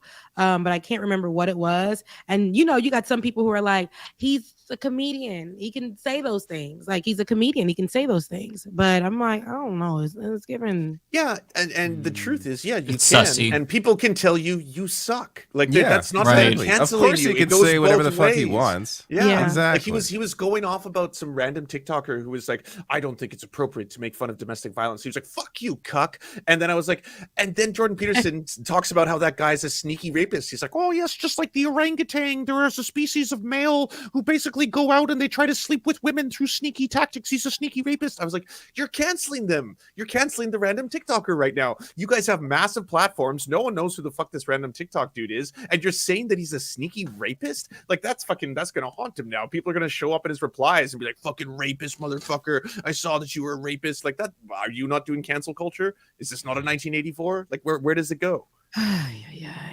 Can I, real quick, speaking of people with fucked up faces, I'm not like somebody who likes to make fun of people's faces. Yes, but I do make. You do. Well, listen. Specifically. And if you don't, then you punch them first and then make fun. Okay. They're like 90, especially if they're 90 elderly. years old. The caveat is if I make fun of somebody's appearances, I'm a target-rich environment too. Feel free to have at it. But I have to show you all this fucking picture. I don't know if you. I saw Lance's tweet about this. What the fuck is going on here? This Dreamcast ass graphics that we're getting. Like I like Connor's tweet there. What the fuck? Yeah, Connor's tweet. Ministry of Foreign Affairs. So just so everyone knows, Ollie London is such treatment. an extreme racist that he used to try and look like a Korean. First, I believe it was a Korean young boy. Then he wanted to look like a Korean girl. And he said that he was getting penis reduction surgery to be more authentically Korean. Like that's how much of a racist he was. He was willing to get hundreds of thousands of dollars of plastic surgery to be more racist. And like not learn anything about Korean culture, history, anything, not fucking try to learn the language or anything, but just know that he was going to get all this. Like that's who he is. And now he's a right-wing darling because he says that being trans is bad because he's trying to conflate, like trying to do a race change with trying to do it like a gender change. Where does the money come from is what I'm wondering. How did he afford all these surgeries? Oh, he was a musician actually. You could watch his music videos. So is this person trans or no? He's an ex-trans. Yes. As he was saved. He was infected by the woke mind virus. It's what, like, according to like his book that right wingers now love, that he was like, convinced through society and culture to want to change my gender. But I realized that this was sick and wrong. And every single person. That's why I fight this. I fight the radical gender ideology on behalf of the right because it's fucking profitable. Yeah, and think about how quick this was. He went from being Korean to being the laughingstock. A trans woman. Well, and then like 6 months later, all of a sudden he has a book out about being de-trans or whatever the fuck. It's like at all. No, he's not Korean. He's British, right? No, he's a British white dude. Yeah, absolutely. Yeah. He's 100%. That work is terrible. It didn't even give any what. Yeah. Oh man. Got the low quality treatment. So bad. He was trying to look like I think Jungkook from BTS. And he did one of the BTS stars or something. He just fucked his. It didn't give that. It didn't give it at all. I can real quick. I want to pull up a music George video. Santos. No, we're not talking about George Santos. To my knowledge, none of this has applied to George Santos, but it could. It does sound very George Santos-esque. Okay? It does. I feel like if you're the reason your own face is fucked up, then you're fair game. Like it's not like he was born that way, right? Well, if you're using it to spew hate and fucking make the lives of marginalized communities worse, then yeah, absolutely. You're not body shaming how someone was born. You're shaming how he's manipulating. And his face is the least offensive thing about him. It's the person that he actually is. Yeah, I have a music video for you all in the spirit of the season. This is Ollie London. Oh no. Christmas in Korea. Who's Ollie London? That guy. The person we're talking about.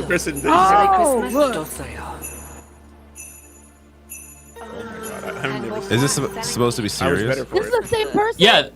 Yes. Yeah. This is the same person. Oh, you guys. This got to be before they went ultra crazy. He had with tons the, of surgeries. Like there was lots of different surgery, phases that he went through. And let me just fast forward it. When it gets starts. And this was when he was LGBTQ. Yeah. I don't know what it was. Are we getting copyright struck for this? I don't think he's. Imagine getting taken down by Ollie London's. Oh my god. Yeah. Yes, well, I we can won't play imagine. anymore. Just why I'm asking the question. Yeah. Okay, so, but yeah, you can look up Ollie London music videos, and they are entertaining. I'm not, because I don't even know. Yeah, why would I? I feel like you just showed me 17 different people. That's why I'm so confused. I was trying to follow along, and I'm like, I kind of did. That's crazy. He's lived a lot of lives in a year. That's a fake name too, right? There's no way his last name's London. I don't know. Yeah, I'm That'd not be fake. sure. Yeah. It's like my name being David Toronto. Yeah, I think that's Lance why Vancouver. It's just not Yeah. Lance Vancouver. Mike America. These sound like that actually sounds kind of cool. I wish I was called David Toronto. That's pretty sweet. Mm-hmm. It's nice. It's good Yeah. that Mike thinks that America is a city. Very good, Mike. Yeah, you'd be Mike Portland. Don't come from. But Mike America sounds good. That's why, because does sound better. I It thought sounds Mike strong. Portland, and then Mike America. It's Yeah. like, you know, Matt, Oh, New yeah, you York can tell City real doesn't estate. sound. Yeah, but yeah, no, Doesn't have a Matt ring to it. NYC. That sounds Yeah, like a Matt fashion- NYC. Now that Oh, yeah, Matt that- NYC. that Sounds like is a high fancy for fashion sure. place. It does. I'm like, what is that guy from the Jake Paul and the British guy? He's like, England is my city. Like that's me. That's me. America's my city. Actually, Okay. someone in the chat just gave you a really good slogan. If you wanted to go with Mike America, Mike America, great again. Oh my God, that's our campaign slogan. There we go. Somebody- Mike America. Wow, Mike that's America brilliant. again. Letter That's hack. so Make the good. flyer. Put it out there. Yeah, that's you our gotta- slogan. You gotta go with it for like the rest of the year. Like honestly, you should like actually Mike America great again. rebrand the Humanist Report for a year. Just Mike America, great. That, again. honestly, I need to add like a segment or something. That's amazing. Mike America, good. great grant. Yeah. It's good. It's Damn, good. you guys are so Letter creative. hack. I'm calling. And you I to came the up with the top. Humanist Report. God damn, what a shitty name. I could have had so many other names. It's too late now. I got the worst name of all you, so don't feel bad. I think that Rational National is 10 times better than the When did Humanist you? Okay, Report. give I me do. Give me where it came. Like, how did you come up with Rational National? There is a news program in Canada called CBC's The National. That is a 11. I That's think where it's you 11 got it o'clock. from? Oh wow. That was like the genesis of it, and then at the same time, I'm like, people might think I'm right wing, and maybe that's a good way to get them to not be right wing. So like, hey, You're let me converting. watch this white right winger, and I'll slowly transition them You're to a converting. better Welcome to the world. National. If only I had done that, maybe I'd be more successful in the project. Welcome to the National. But also, I'm just like, maybe I can be like rational news. It was a terrible genesis for the It's name. okay. I mean, I want to know where it came from. You don't have to beat yourself up about it. It's already there, and it's stuck to Were you. you one of the atheist news reporters? Was that kind of the edge? No, I was Where never going to be Rational came that. from? No. Oh, That's the thing. Like when I first, I forget, it may have been you actually that first put me on to the idea that Rational was like a right wing thing. Like I never I don't thought think I of said that. right wing. I said I think I pointed out that like there are a lot of Or like skeptic atheist, channels. A lot of atheist channels have rational, like the rational Yeah, not thinker, right the wing rational necessarily, thinker. but like kind Yeah. of like almost Atheist for sure. apolitical. Yeah. Yeah. But yeah, definitely not the intention. It's for Mike had to. everybody. It's for everybody. Should be David had to workshop name a few times. He was going to go with the Rational Ethno National. Yeah, that one didn't work as well. But that's a little too. That's a little too on the nose. Too wordy. I should have went with the Homonist Report. That would have been at least funny. It would have been funny. Mine is just so boring and bland. I hate the name. It's so bad. It's okay. You guys, when you guys chose the name, you weren't. You know, you're not the same person that you were when you chose the name. That's what I'm saying. Like, Yeah, and I didn't think I was gonna do it. I was like workshopping it, and I'm like, I made like a little logo, and I'm like, okay, and I'm like, and then I ended up doing it after all, and then it's like, oh, I don't like this name though, but like I don't have any other idea what I'm gonna like. The only other thing that I had was like Politicast, but then that was already taken by like 18 different people. So I'm like, okay, well, whatever. I'm just sticking with this. It doesn't matter. Who cares? I'm going to do this for like 5 weeks and then stop. Using Politicast? Actually, that's pretty. That sounds like a good, just a standard political name. But I have no idea. But is there actually a popular show using that? So like, I don't know. It doesn't give that it has a little kind of spice basic. to it. Yeah, that's It's kind of It is basic, but I feel like you hear that, you're both like, your oh, names. that must be a popular show. If it's worth anything, Politicast. I think they're. I mean, I just go by Matt Binder. How'd you come up with that name? Creative, It yeah. was very creative, yes. difficult. I mean, honestly, I really like out of the show names I have. I think Scam Economy is just it's fantastic. It is. That's I agree. a great That's name. It's a great name. That is a good name. Yeah. Fits the show perfectly. Doomed, I liked it at the time, but I don't think it. I like it Doom doesn't too. have It's a just brand name. It doesn't have a brand name though. It is too basic. Yeah. I saw it said Politicast is basic. Doomed. Yeah. That's why I called it Doomed with Matt Binder to give it a little bit more to it. But Yeah, that does add to But it. it's about it's a play on Doomer, right? Yeah, a little bit. There was a little bit of that, a little bit of the stuff I was world is covering. doomed. The show was mostly, for a while. Every week was just an interview with someone who we did a deep dive into some sort of new white supremacist group or neo-Nazi influencer or reactionary. I mean, I still do that, but it's not as stuck to just doing that like it was in the first couple of years. I will say, if I'm being honest, I don't really like the Leftist Mafia name either.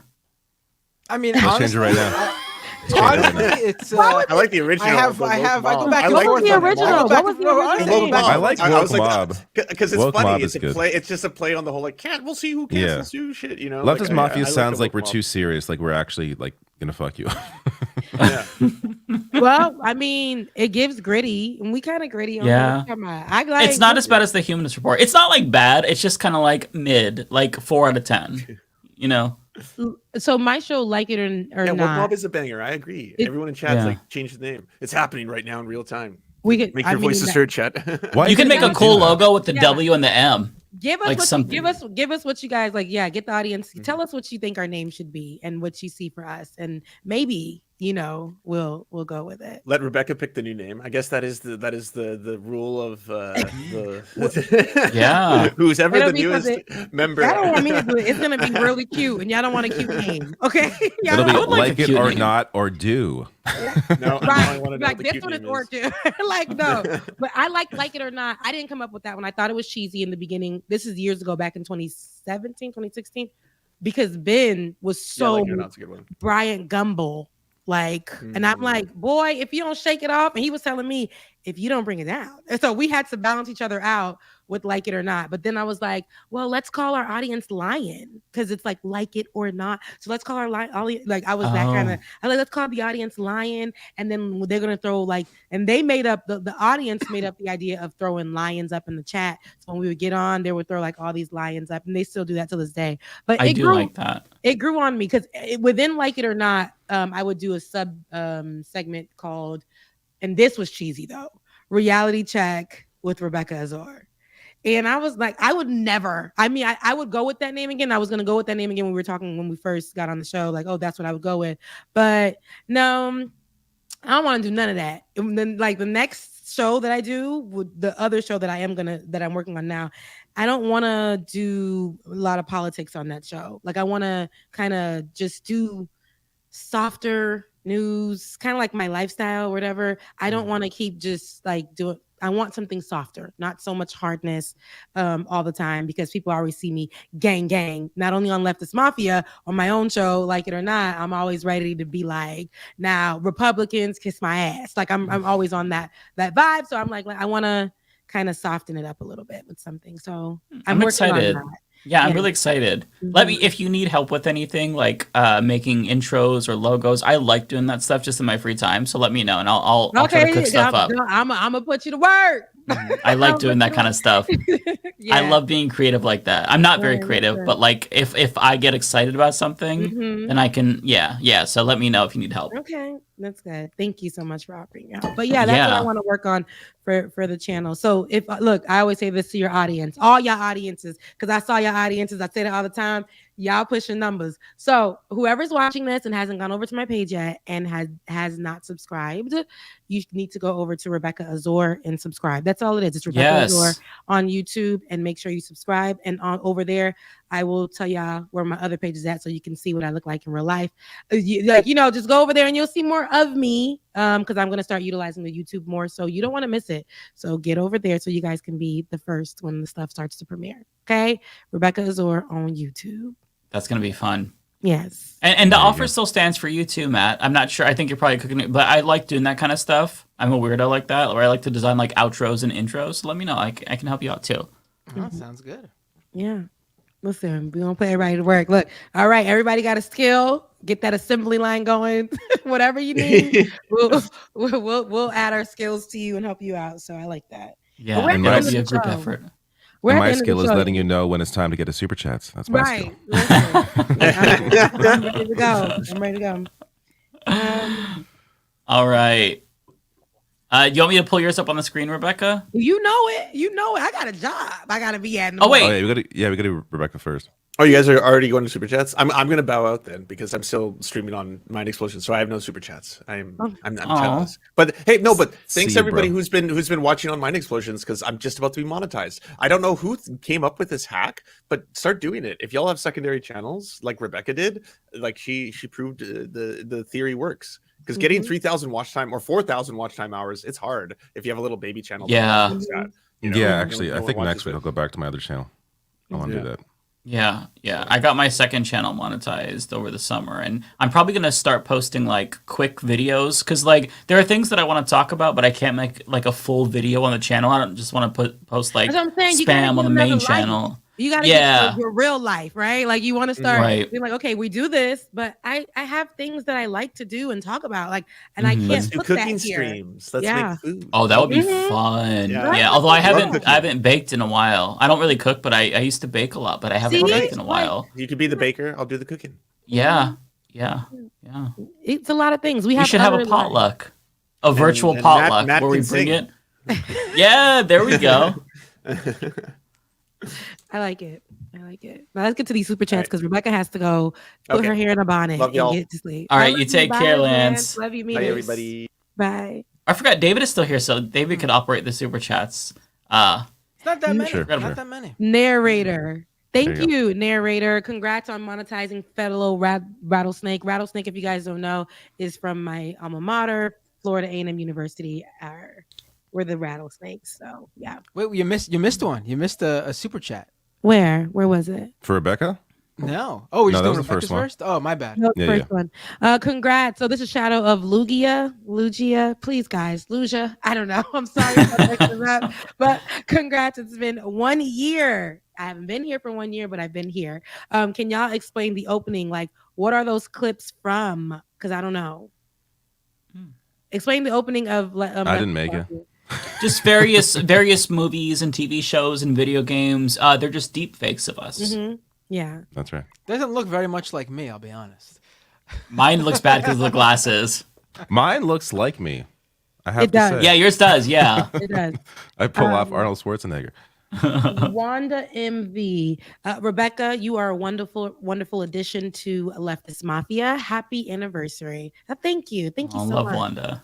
Oh, hold on. I just gotta one second. I gotta thank the Serfs TV for rating me on Twitch. Not sure who they are, but thank you, the Serfs, for rating me on Twitch. Hello, Serfs streamers. You're probably very confused as to what we do here. It's a show called Leftist Mafia.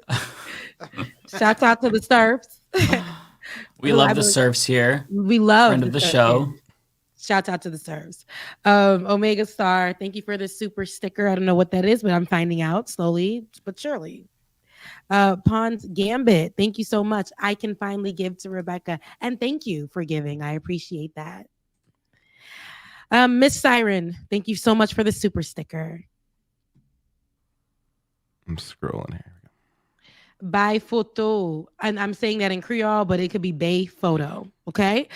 Give me therapy, all therapy. It's great. Yes. Get therapy. If it works for you, it's good. And therapy doesn't have to be talk therapy. It comes in different forms. So figure out what therapy works for you. T King, appreciate your optimism. Thank you. I try to be optimistic when inside is not. Congrats on the super chats. Thank you so much, Catherine Blue. Nosies. Nosies. We're gonna say the G is silent, like in lasagna, like Lil Wayne said. I offer left hook. What does that mean? Were we talking about something like that? Oh, maybe a name for a show. Name for the show. Oh, left hook. Okay. We'll put that out there. Thank you. Not bad. Thank you. Tony Rizzo.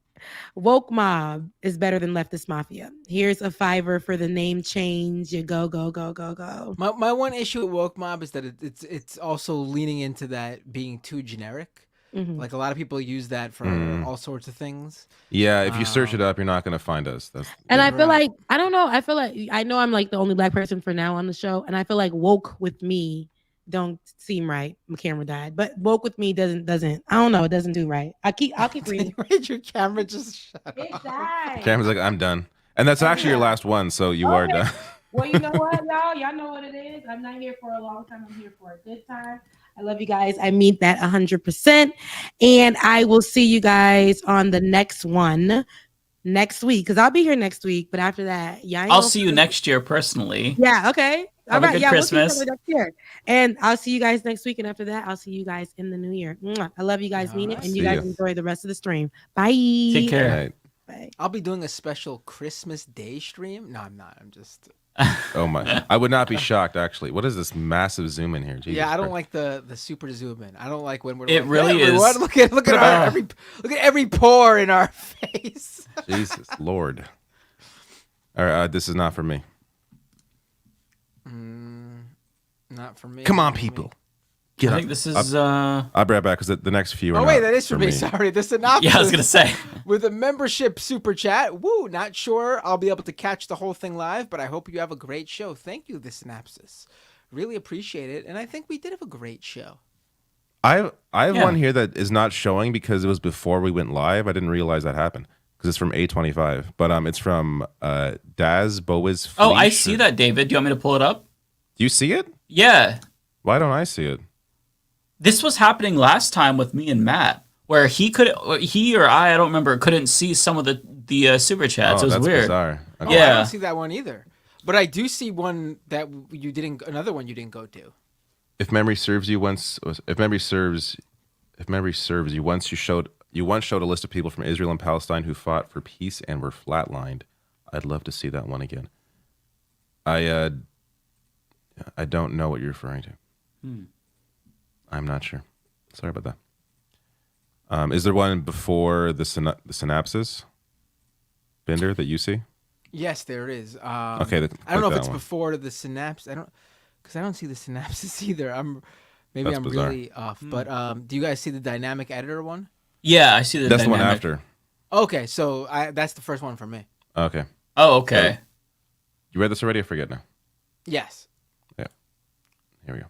All right, dynamic editor, $5. Thank you, Mike. Halloween was a few months back. Good Steve Jobs cosplay though. Hey now, it's not a turtleneck. Okay. You just got owned. Oh my god. I did. One day you should wear a turtleneck just to really fuck with people. Nobody will know, right? A wrinkle fighter, $5. Thank you, Mike. I enjoyed your story about the Baphomet statue in the Iowa Capitol. Took the kids to see it today. Shocker, a failed Republican candidate destroyed it. Really? Oh God, I'm not surprised, but I mean, it was only going to be there for like 14 days. Yeah, I don't know if you all heard about this, but there's a Baphomet statue from the Satanic Temple in the Iowa State Capitol because religious freedom, and it caused a giant shitstorm. We did a video about it. It was really fun. But yeah, that makes me mad that somebody destroyed it. Oh, someone destroyed it? Yeah, that's what they're saying. They took their kids to see it and it was destroyed. Oh, that sucks. It wasn't anything, like, if you look at it, there's like all these little passages about empathy and compassion and science. And yeah, because it was Baphomet, they were shitting themselves and freaking out. There was like metal. There was pretty metal. It was amazing. Yeah. Yeah, there was even a mass prayer event in the Capitol because of this fucking Christmas display. It was wild. Who's this for? I think this one is from me. Let me just... Yeah. Okay, so Brian Vieira, $10. Thank you so much. Hope your reaction to the Montgomery Duck Brawl, the Karen getting brained by the chair, LMAO, is part of your TLM. Oh, forgot about that. I didn't. Oh, I don't know yeah. if I saw this. You don't remember that brawl? Oh, right, okay. You were cracking up that. Right. It wasn't like an old lady hit. She was fine, but it was the imagery of it was so hilarious. Right. See, the problem is that we couldn't include that because I don't know about you all, but I think mine got like age restricted or something for that video. Yeah, that's right. I think they were. Yeah, mine was too. Yeah, but that was fucking hilarious. I forgot about that. Oh my god. Yeah. Lloyd Tackwell. Are you British, Lloyd? Says White House Xmas video is Hunger Games disaster. What say LM? I didn't watch the White House Xmas video. I saw it. Anybody here see that? I had no feelings about it. It was just a standard Christmas video with like people dancing. I didn't have any thoughts. I just thought, okay, like it. I don't know. I can't. I don't know. I have no desire to watch any like White House PR. Right. I don't really care. I mean, it's cheesy, campy, but you know. Oh, thanks, Omega Star. It's a super sticker of a little doggy saying "How's it going?" and waving. Oh, wonderful. Bay Photo with $9.99. Thank you, Bay Photo. As someone that's worked retail on Christmas too, I will say the customers are nicer, but they could be even nicer by not showing up. Exactly. Give the boss a reason to close the store for one day. That's true. Although if you work for like a corporate chain, then it's out of the boss's hands too. It's just like standard. I worked at Blockbuster and we were open every single day. And we were pretty busy on like Thanksgiving and Christmases because people would want to rent movies because there was nothing else to do. But yeah, it depends. If you have like a smaller shop, then for sure, don't show up. It's for somebody else. Must be Bender. Oh, it's for me. Omega Star with a super sticker. Thank you so much, Omega Star.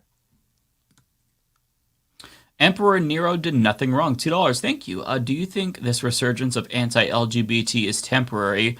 I think the intensity is temporary. I think it'll probably die down, but then it's going to go back up. It's going to be like a roller coaster, right? Up and down, up and down. I think that we're probably seeing a downward trend, at least in rhetoric, not in legislation, but in rhetoric, because it wasn't an electoral win. So I think that Republicans who want to win are going to have to kind of like switch it up a little bit. But all the things that are happening now are going to leave a lasting effect. The legislation is going to take decades to overturn in all these states. So it's hopefully it's temporary, but these temporary moments of anti-LGBTQ plus hysteria usually lead to lasting things that we have to undo. So hopefully that makes sense. Wanda with a $10 super chat. Continuing the anniversary celebration. That's right. Thank you, Wanda. I really appreciate it. Not for me. Ignar Husky, $10. Thank you, Ignar. Going to be in Texas next weekend. Not super excited because it's going to be so Christian coded. Going to drive me nuts, LMAO. Hopefully I'll go boar hunting with my cousin, though. They're a problem down there. Oh, interesting. I couldn't go boar. I couldn't like hunt. Like even though I'm not a vegetarian. I don't eat that much meat, but I couldn't do it. Even if they're a problem, it would just make me really sad, especially because pigs are so smart. Wanda with $10 super chat. Thank you so much, Wanda. Happy anniversary, David. Thank you.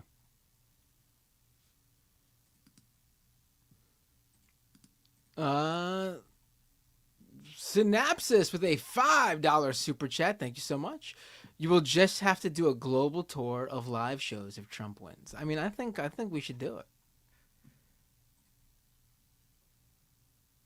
You need some money for that. I know that's tour. The one thing. Do a global tour. Any tour would probably be. We should do at least a date, or maybe a few, maybe a handful of dates. So we'll see what the demand's like.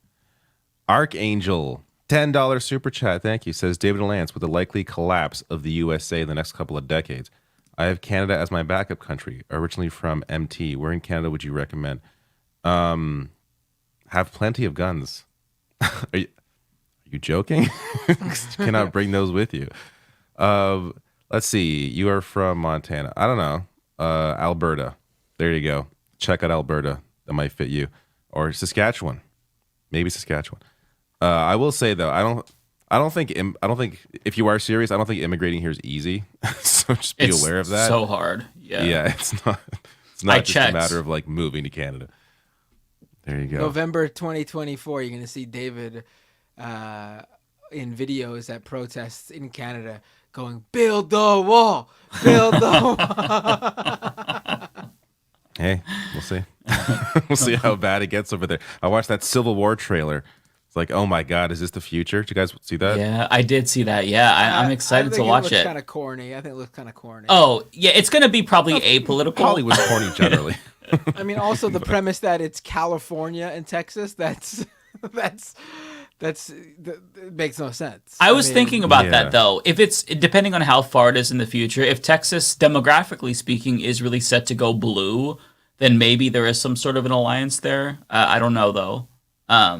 It does seem weird, but we'll see. If I don't know. I forgot who said it. Somebody made a good point about how, like, either way, like, the movie is either going to be apolitical or it's going to be, like, overly obnoxiously liberal, where it's, like, about chud fear-mongering or some, like, they're going to fuck it up somehow. But it does look interesting to me. I'm excited to watch it. I did see a really funny tweet in the replies to the to the trailer for that movie on Twitter.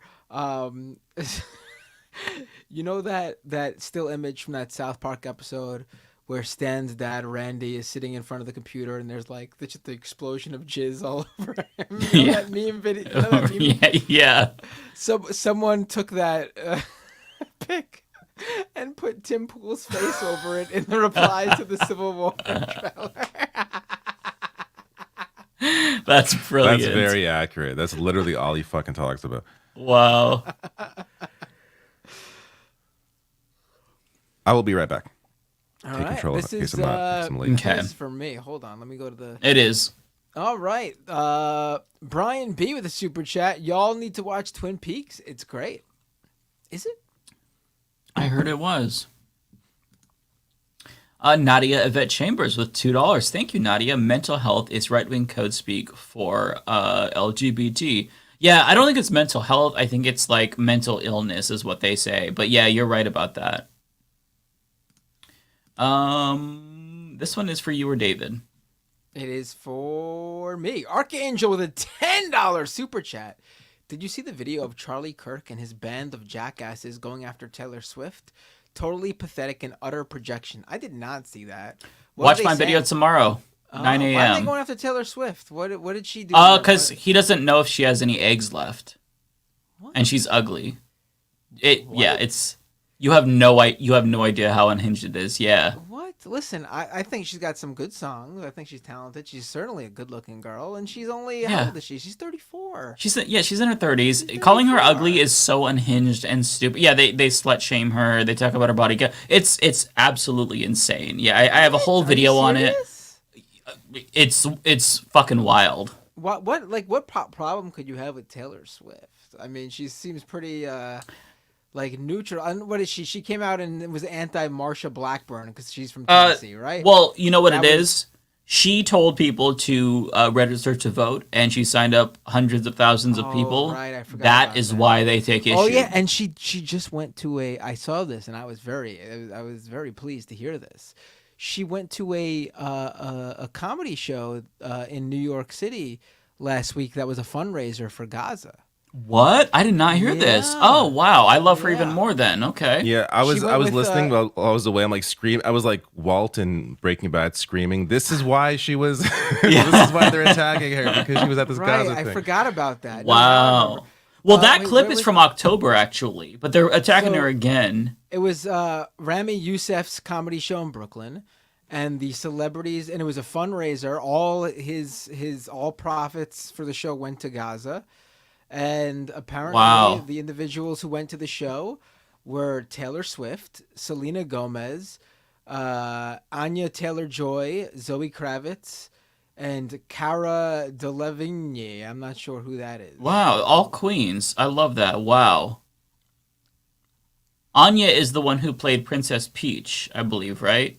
Yes, and she's also in The Witch, a great movie. Right, and that chess show on Netflix, I can't remember, I'm blanking on the name. Something Queen's Gambit, Really good show too. I watched that. That was good. Yeah, really good. Okay, so Archangel with $20. Thank you, Archangel. That's a gigantic super chat. My goodness, you're so kind. So my pessimism is making me paranoid about 2024. Why can't Biden see the writing on the wall? He sounds worse every time he speaks, and he keeps hurting himself with his policies, Israel, Gaza, domestic policies, etc. Yeah, I don't think you're wrong to be pessimistic. I don't think that makes you paranoid. At this point, I've kind of just like accepted that he's probably going to lose. Because at this point, he certainly will if nothing changes. Yeah, listen, here's what I will say. If you're very, very worried, then just update your passport. Get that ready just in case. You never know. But, you know, odds are that it's not going to come to a point where it gets so bad we all have to flee the country. Unless you're certain people. It depends. It depends on what Trump chooses to enact and how far they go with Project 2025. But yeah, hope for the best. Expect the worst. I think that's the way that you mentally prepare yourself. Don't be doom and gloom over it. A lot can change between now and then, but you know, we lived through 4 years of Trump. Can we live through 4 years of like Trump 2, where he's worse and more emboldened and indicted? If it's 4 years. If it's 4 years, right? That's what let's not get too pessimistic right now. Right. Let's wait a little bit. The good news is if he chooses to be a dictator, he's old. So, you know, or he could be a fucking Bouteflika. Like in Algeria, their president was like 1,000 years old until he finally stepped down. Yeah. Then he passed the country down to Steve Bannon, and it all gets better. yeah. Where are we? Well, there we go. I think this is for you. Oh, Mike. wow, Wanda, thank you so much. $10 anniversary celebration continues. You're so kind, Wanda. Thank you. I love you so much.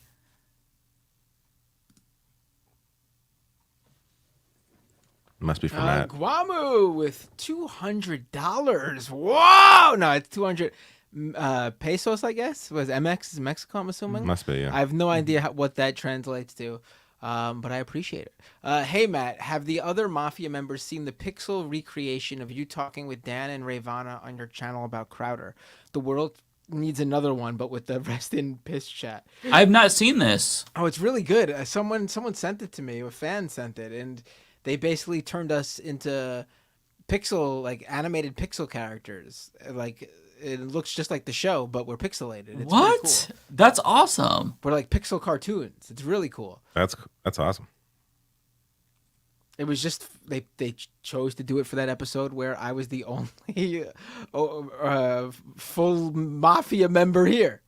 How do I find this? Is it on Twitter or YouTube? It's on my YouTube channel. Okay. Okay, I'll check that out. I'll check it out. I don't know how I missed that. Jake has $5. Thank you. Says, I'm having some, how do you say that? Birria tacos? I feel like the R's, I'm saying the R's wrong. Birria tacos. Slow cooked for 6 hours, topped with fresh made pico de gallo, cilantro, and lime juice. Delicious. I just love, I love Mexican food generally. Oh, yeah. So that sounds wonderful. Pico de gallo. I can't eat pico de gallo, though. Pico de gallo, yeah. Yeah, you don't pronounce That's right, the L's you don't pronounce. So there's people who apparently, like with cilantro, where they have some weird gene or something where it makes it taste like soap. Yes. I have that, and I can't do cilantro. I have that, not for cilantro. I have that for ginger. Oh, really? Yeah. Well, ginger. It depends on the ginger you have. I've had ginger that tastes kind of like soap, but I've had ginger that's good. All ginger tastes like soap to me. Oh, that's bizarre. But I love pico de gallo, but I have to like dip, or like if I have like chips, I have to dip around the cilantro because if I get cilantro, it's like that's interesting. I would hate that. Yeah, it's awful. It really is awful. Excuse me, I'm tired. You're yawning now. Oh I know. Trent with a $5 super chat. Matt, you should play the George W. Bush shoe throw video. Today's the anniversary. All right. Today's also the anniversary of the day that journalist threw his shoe at George W. Bush. I think it was something. The thing that I remember seeing, and it was shocking to me, it was the 15th year anniversary of that happening, and I was like, that actually feels like longer ago. Like that only happened in 2008. I thought that for some reason that happened much earlier in the Iraq War. I thought that happened. Oh yeah, 2004, 2005, or 2006. Yeah. Even. Yeah, I would have said like 2006. Huh. Here we are. Regex or Regex, or I'm not sure how to pronounce it, but $10 super chat. Thank you so much, Reg. I'm an actual Gen X fan, motherfucker. Deal with it. Appreciate you. My dog just like coughed, like coughed so loud it scared the fuck out of me. Oh, that sucks. I always worry when like they do that. It's like dying. Like holy I thought fuck. I heard something. I thought I heard something, but it was like faint. So loud, my god. That's funny. This is for me.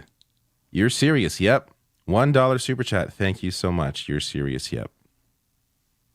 Colt Dog with a super chat. Better names than Kyle Kulinski's Secular Talk. LOL. I guess Secular Talk is kind of a it's a basic name, I guess. I'm gonna launch a show called Theocratic Chat.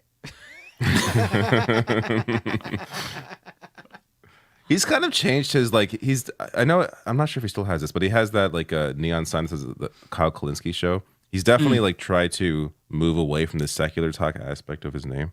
Right. Yeah, I mean, he has that show with Crystal too. Was it Kyle and Crystal? Yeah. Yeah. Crystal and Kyle, yeah.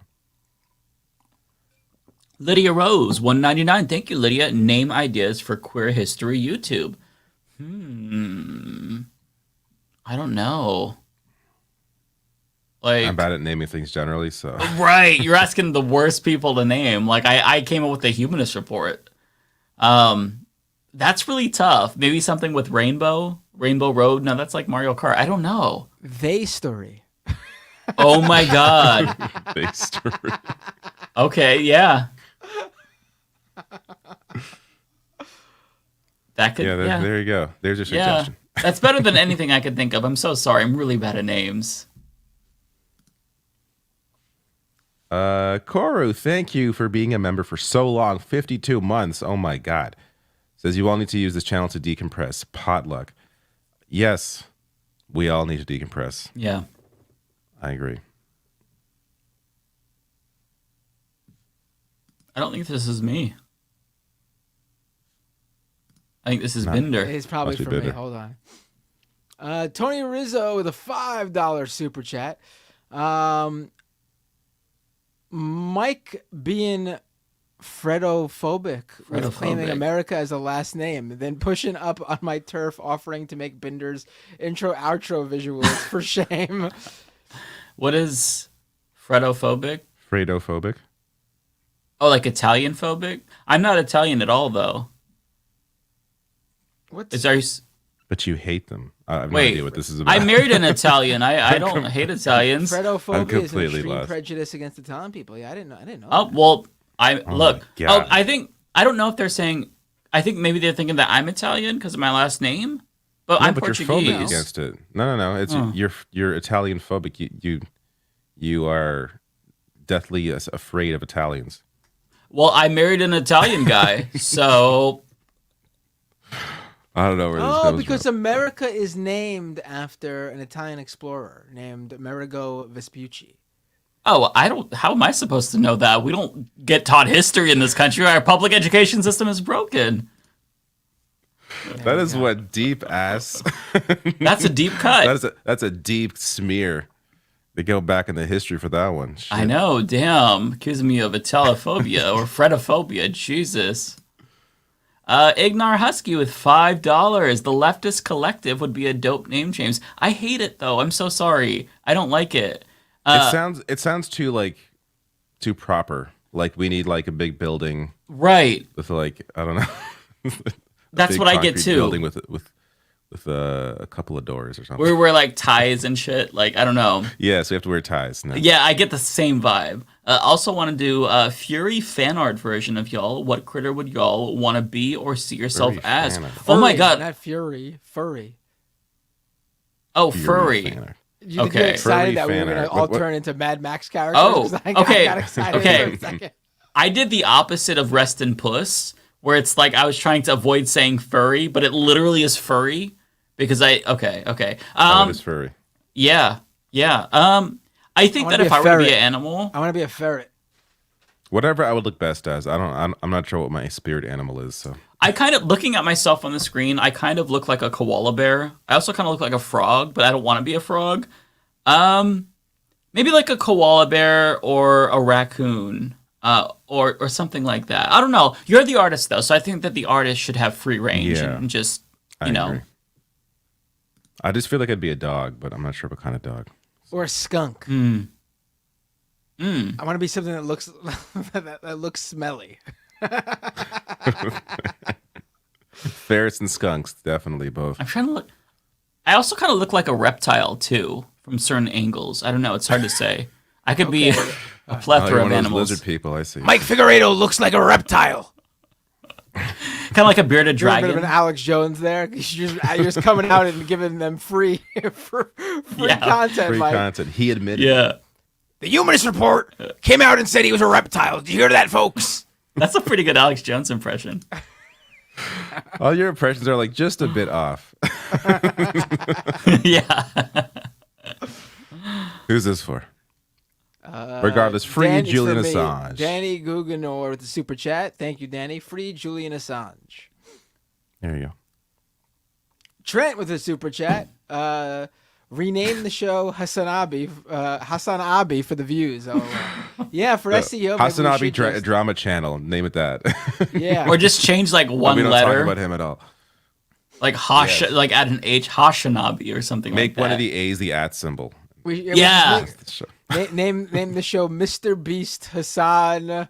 What are some other big YouTubers? Throw them out to me. Just throw them all in the title. That's just our name. You got to do Mr. Beast Hassan sex hot or kissing prank. Just separate the letters. Has Anna by.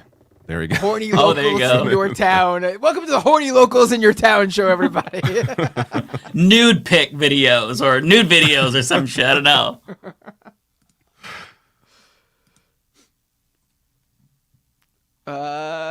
Joe McClory with the super chat. We're Leftist Mafia, but we're thinking of changing the name.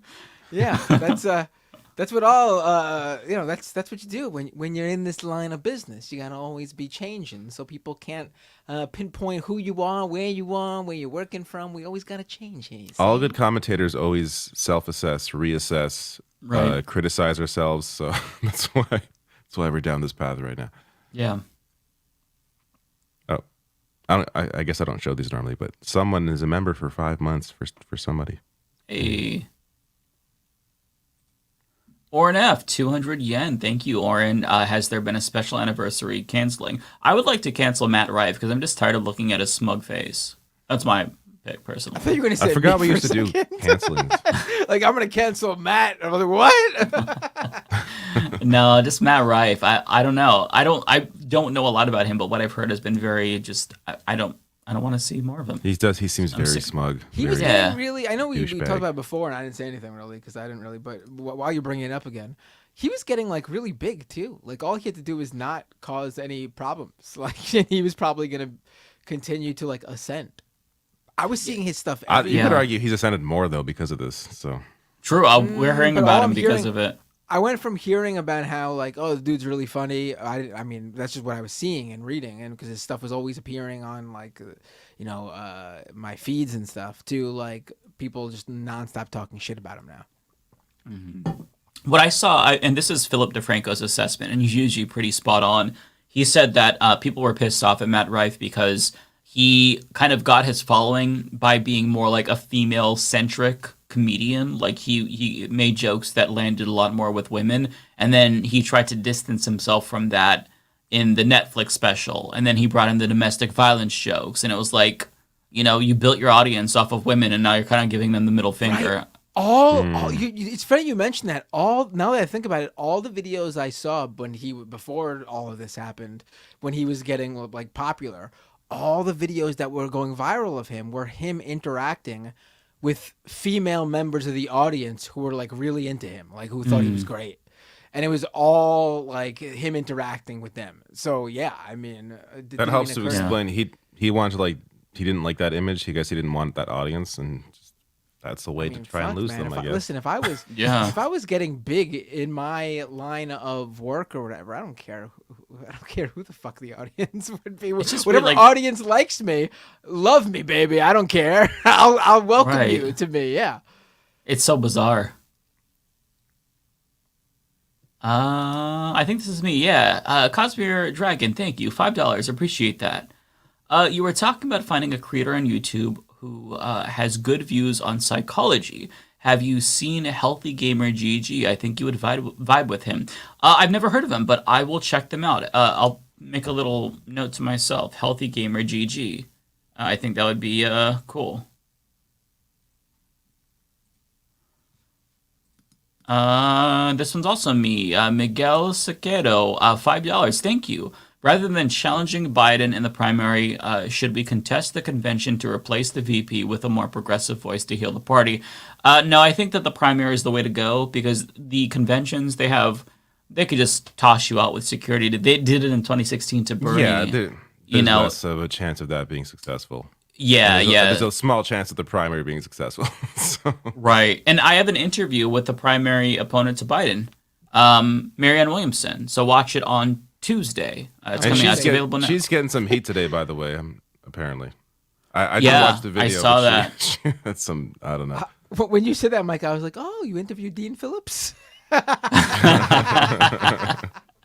No, I interviewed Marianne. It was a long 1-hour interview, and I tried to challenge her on certain things, but also tried to give her the space to share her platform. I think it was a good interview. But hopefully you all like it. Did you a better interview than what Olay gave? Because she set a high bar. I don't know.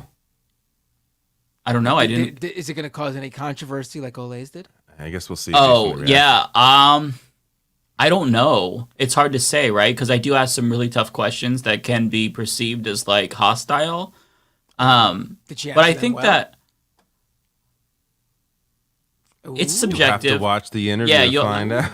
Yeah. But I mean, Mike, I hope people understand I was coming in good faith because I literally I'm like, hey, I'm gonna vote for Marianne in the primary, but I'm still gonna ask tough questions. So I hope people understand that I'm coming in good faith when I ask these questions. Mike, can you give us a brief 55-minute summary of your 1-hour video with Marianne Williams? We are moving on to the next super chat. Tickwick makes games with a super chat. We all got these. Happy anniversary, Leftist Mafia. So I'll just say it for each of us. There's 3 of them.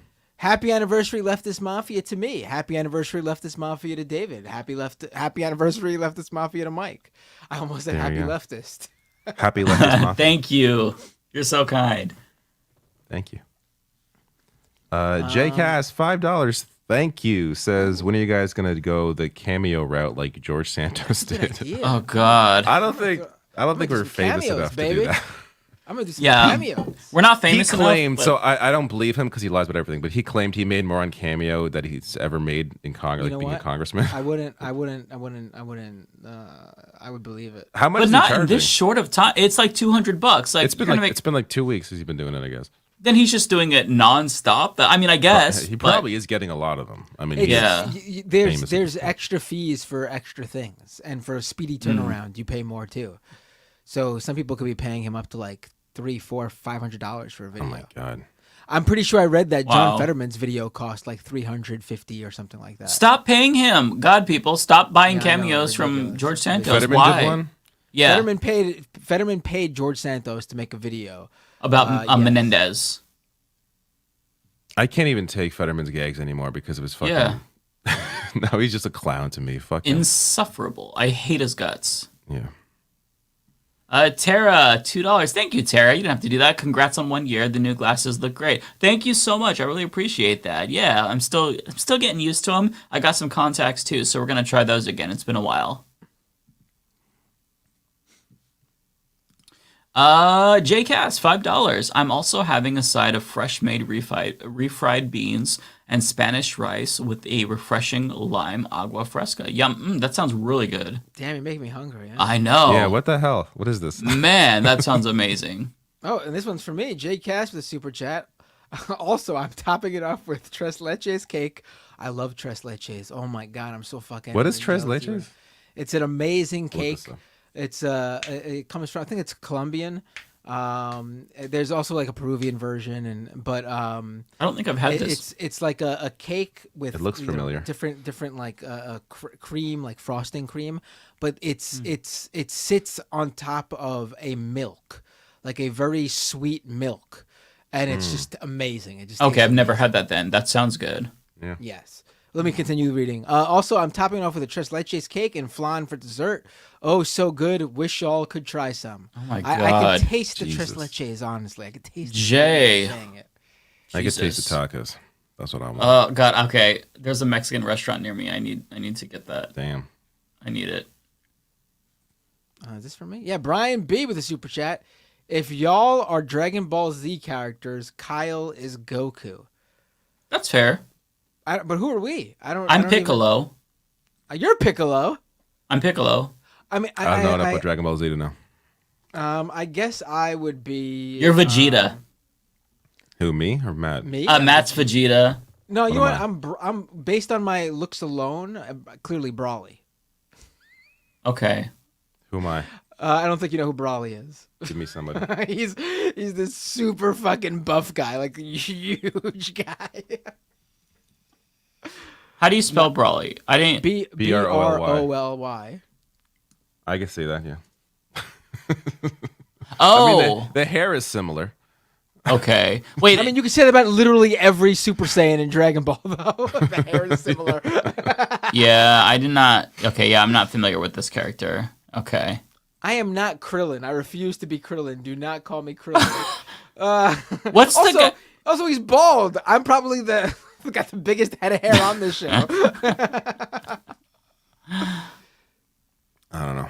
What's the? I'm blanking on his name. God, the guy who died when Vegeta came back the first time with the long hair. Ole has art of him. I cannot think of his fucking name. I'm blanking on it. You're that guy, David. Oh, Yamcha. Yeah, Yamcha. Someone said Matt is that person. Yamcha? I feel like David is Yamcha. Possibly. Okay, sure. Because the longer hair, like when you had long hair at least. Mm-hmm. I'm Master Matt Roshi. is Trunks. Trunks. God, I don't remember. Let me. Oh, someone else said I'm Yamcha. Okay. 2 people said I'm Yamcha. Oh, Trunks. Okay. No, I'm not Trunks. No, I'm not Trunks. Trunks is Vegeta's son, right? Am I thinking of? It's been so long. Correct me if I'm wrong, Pete. I don't know. Anyways, I don't remember. $50 for somebody here. What oh my the hell? god. This is. Oh my god, this is for me. Thank you so much. Who is like the pink blob guy in Dragon Ball? I mean, Majin Buu. Is that Majin Buu? I want to be him. I'm oh, Trunks is Vegeta's son. Okay. Thanks, Dom. I was right about that. I thought so. I'm really rusty on it. Okay. Humorous, my goodness, $50. Can we get like a soundbite? Like we've got to have something for that. That's insane. Oh, I haven't used this in a while. Let's see what we got here. There we go. Hey, good that works. I saw that, or I heard that in my my Final Cut library, and I was like, "Oh, this is the soundbite from the show." Oh no!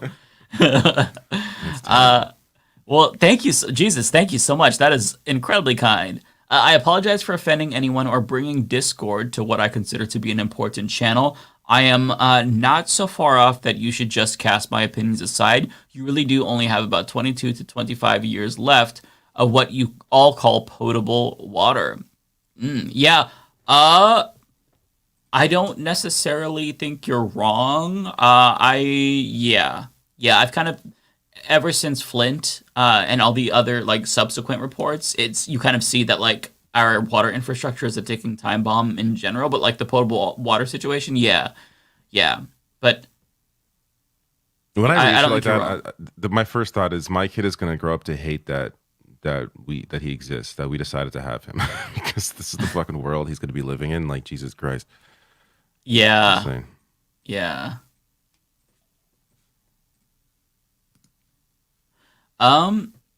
Let's see. Ignar Husky, $5. Thank you. Why does Kyle have a blue light with the flag, by the way? Looks like a Blue Lives Matter flag. It should be green. LOL. I really like the aesthetic, though. Kyle and I, like, we're almost exactly the same age. We're millennials, and we both kind of had, like, the same, like, millennial styles. And, like, he probably had the same not Jenko jeans, but, like, the wide leg jeans. He had the same frosted tips as me.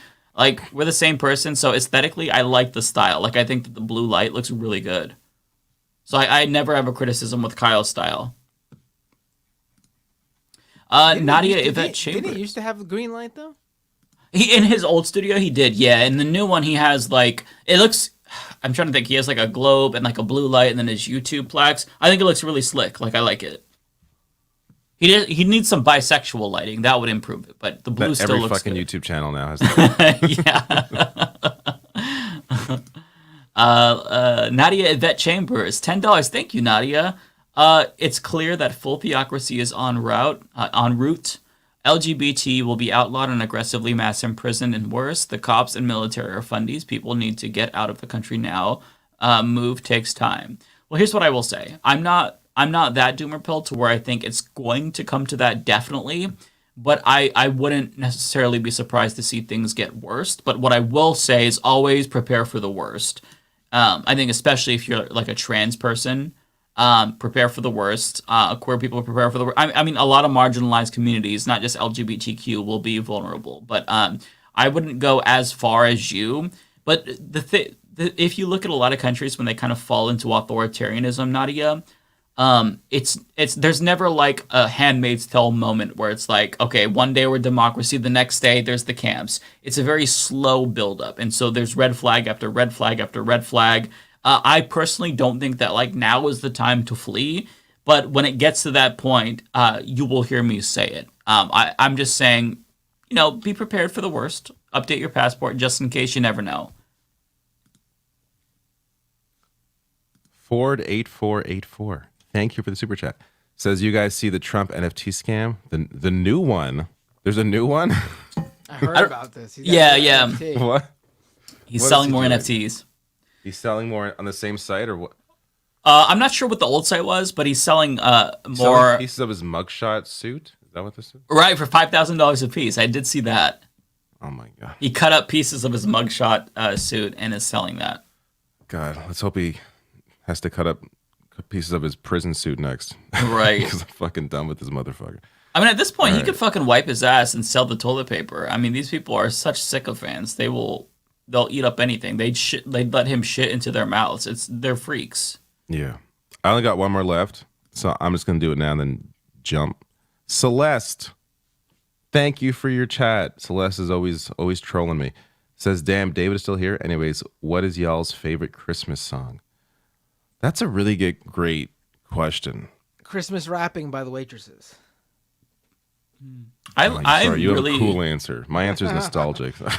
You're familiar with that song, right? You've definitely heard it before. I have no idea.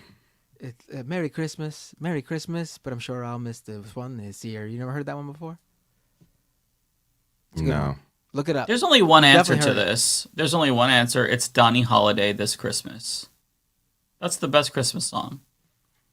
For me, it's either George Michael, Last Christmas, or and the video for that song is so good, so 80s, or Feliz Navidad's good too. I'd probably say Last have a good one too. Merry Christmas. I think I'd say Last Christmas. Don't Want to Fight Tonight. You ever heard that one? That's another good one. Have you heard Danity Kane's Home for Christmas? That one's a banger. Diddy broke them up, so we're not going to get more of them. Oh, The Kinks. Someone just reminded me. The Kinks has a great Christmas song, Father Christmas. Definitely check that one out. That's fantastic. That's like a real lefty. That's like a leftist Christmas song. Check that one out for sure. I feel like I have a hard time getting into new Christmas songs because the only reason I like Christmas music is because I think of childhood and I think of it's nostalgic. I don't really like new Christmas songs. It's not a new one. It's from. It's probably. I mean, from, well, new to me, I guess is what I'm saying. It's from like ones that I 77. haven't heard. It's a good one. Unless if I've heard it before, maybe there's some secret nostalgia in there. There was one more I was just thinking, and I just lost it. The one at the beginning of National Lampoon's Christmas Vacation. I don't know the name, but it's like, it's that time! Yeah, like, it's yeah. really powerful. Like, I love it. So good. Christmas time is here. Can you give us that again, Mike? That was great. Sounded like a Muppet. Yeah. It's that time! That's good. That's good. Just like that. I like that one. It doesn't sound like that, but you get the vibe. I'm not going to shit on Mariah Carey. That song is good. That song is it's consistently good. Yeah. I've heard it a million times, and I still like that song. So. She's the GOAT. Also, Ariana Grande, great song. Really great Christmas songs. Taylor Swift even. I like her Christmas Tree Farm song. I think it's really cute. I heard it at the store, and it's been stuck in my head. Yeah, there's a lot. Also, can't forget everybody's favorite Christmas tune, the all-time classic, Dominic the Donkey. I don't know what that is. What? I don't know what you're talking about. You ever heard about Dominic the Donkey? No. People usually make fun of it. It's an Italian Christmas song. It's a song about Dominic the Donkey, the Italian Christmas donkey. It's really bad. This sounds Frito-phobic to me. Yeah. Now we know who the real Frito-phobic was. Yeah, I'm getting accused of being... You guys don't know your Christmas tunes. We grew up in clearly very different cultures. Yeah. We're Portuguese, so we just have completely different lives than you, Matt. Yeah, it's different. All right, I'm out. I'll get to where we were. I think we were here. See you. Oh, well, I guess, Mike, see you next year. Yeah, Happy New Year's. Have a Merry Christmas and Happy New Year. Yeah, you too. Merry Christmas, you filthy animals.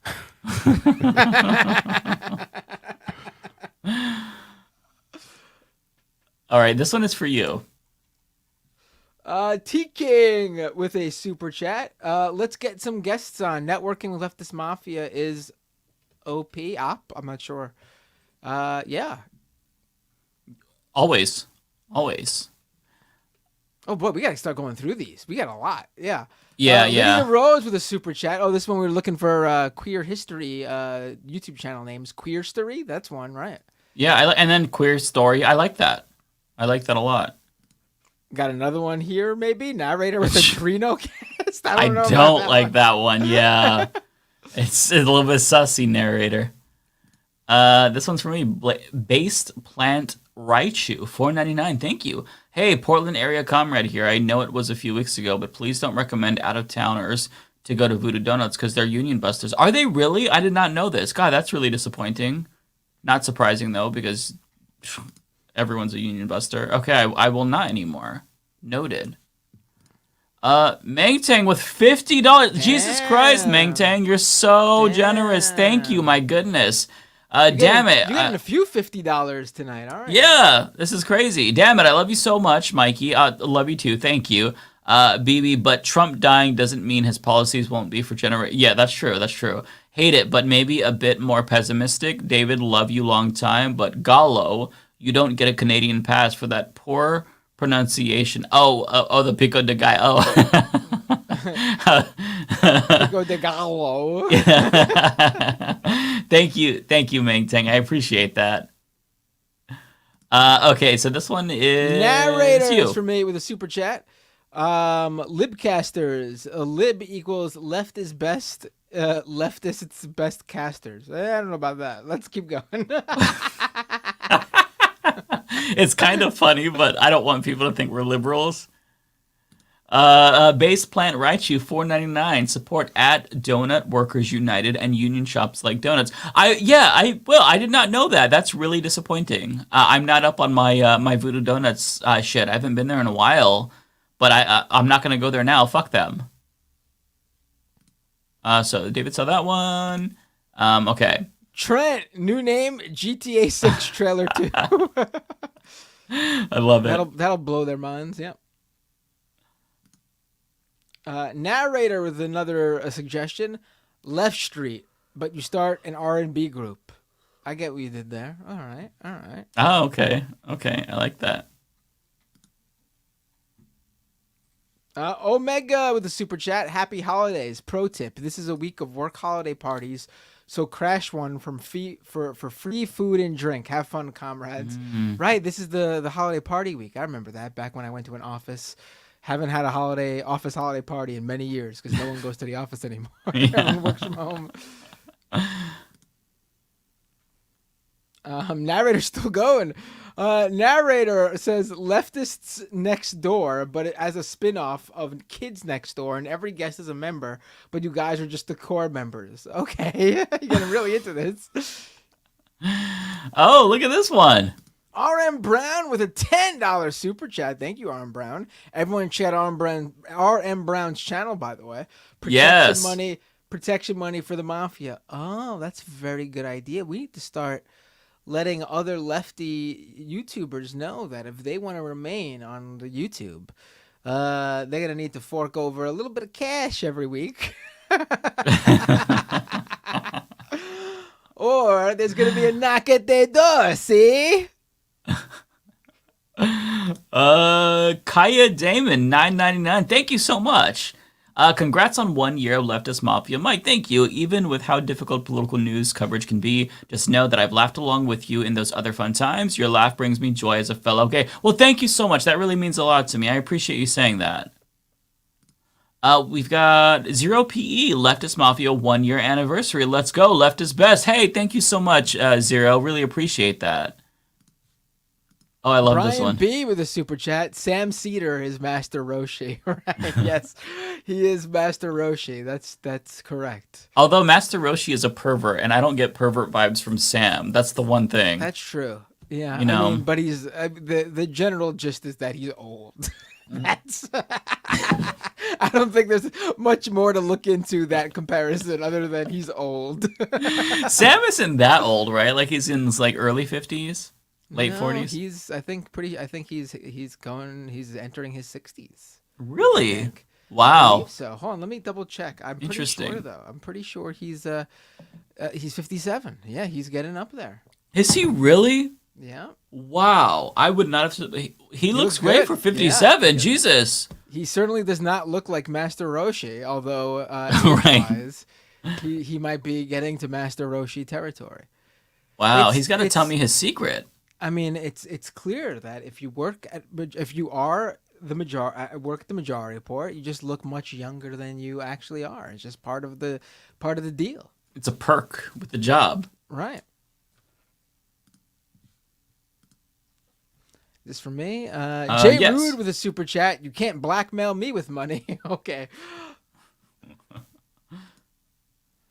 Narrator with a super chat. Left on red. I kind of like that one. That's funny. There's already a podcast, a very big podcast, but I always thought this should have been the name of a leftist podcast, not a true crime weird like cryptids podcast. But Last Podcast on the Left is a very big podcast that should be a leftist podcast if you ask me, but it's not. No, you never heard of Last Podcast on the Left? Mm-mm. What is it about? It's pretty big. Oh, okay. Look it up. Okay. It's been around for a while too. Oh, okay. I'm out of the loop on that. Meng Tang with another super chat, $10. Thank you so much. My goodness, you're making it rain.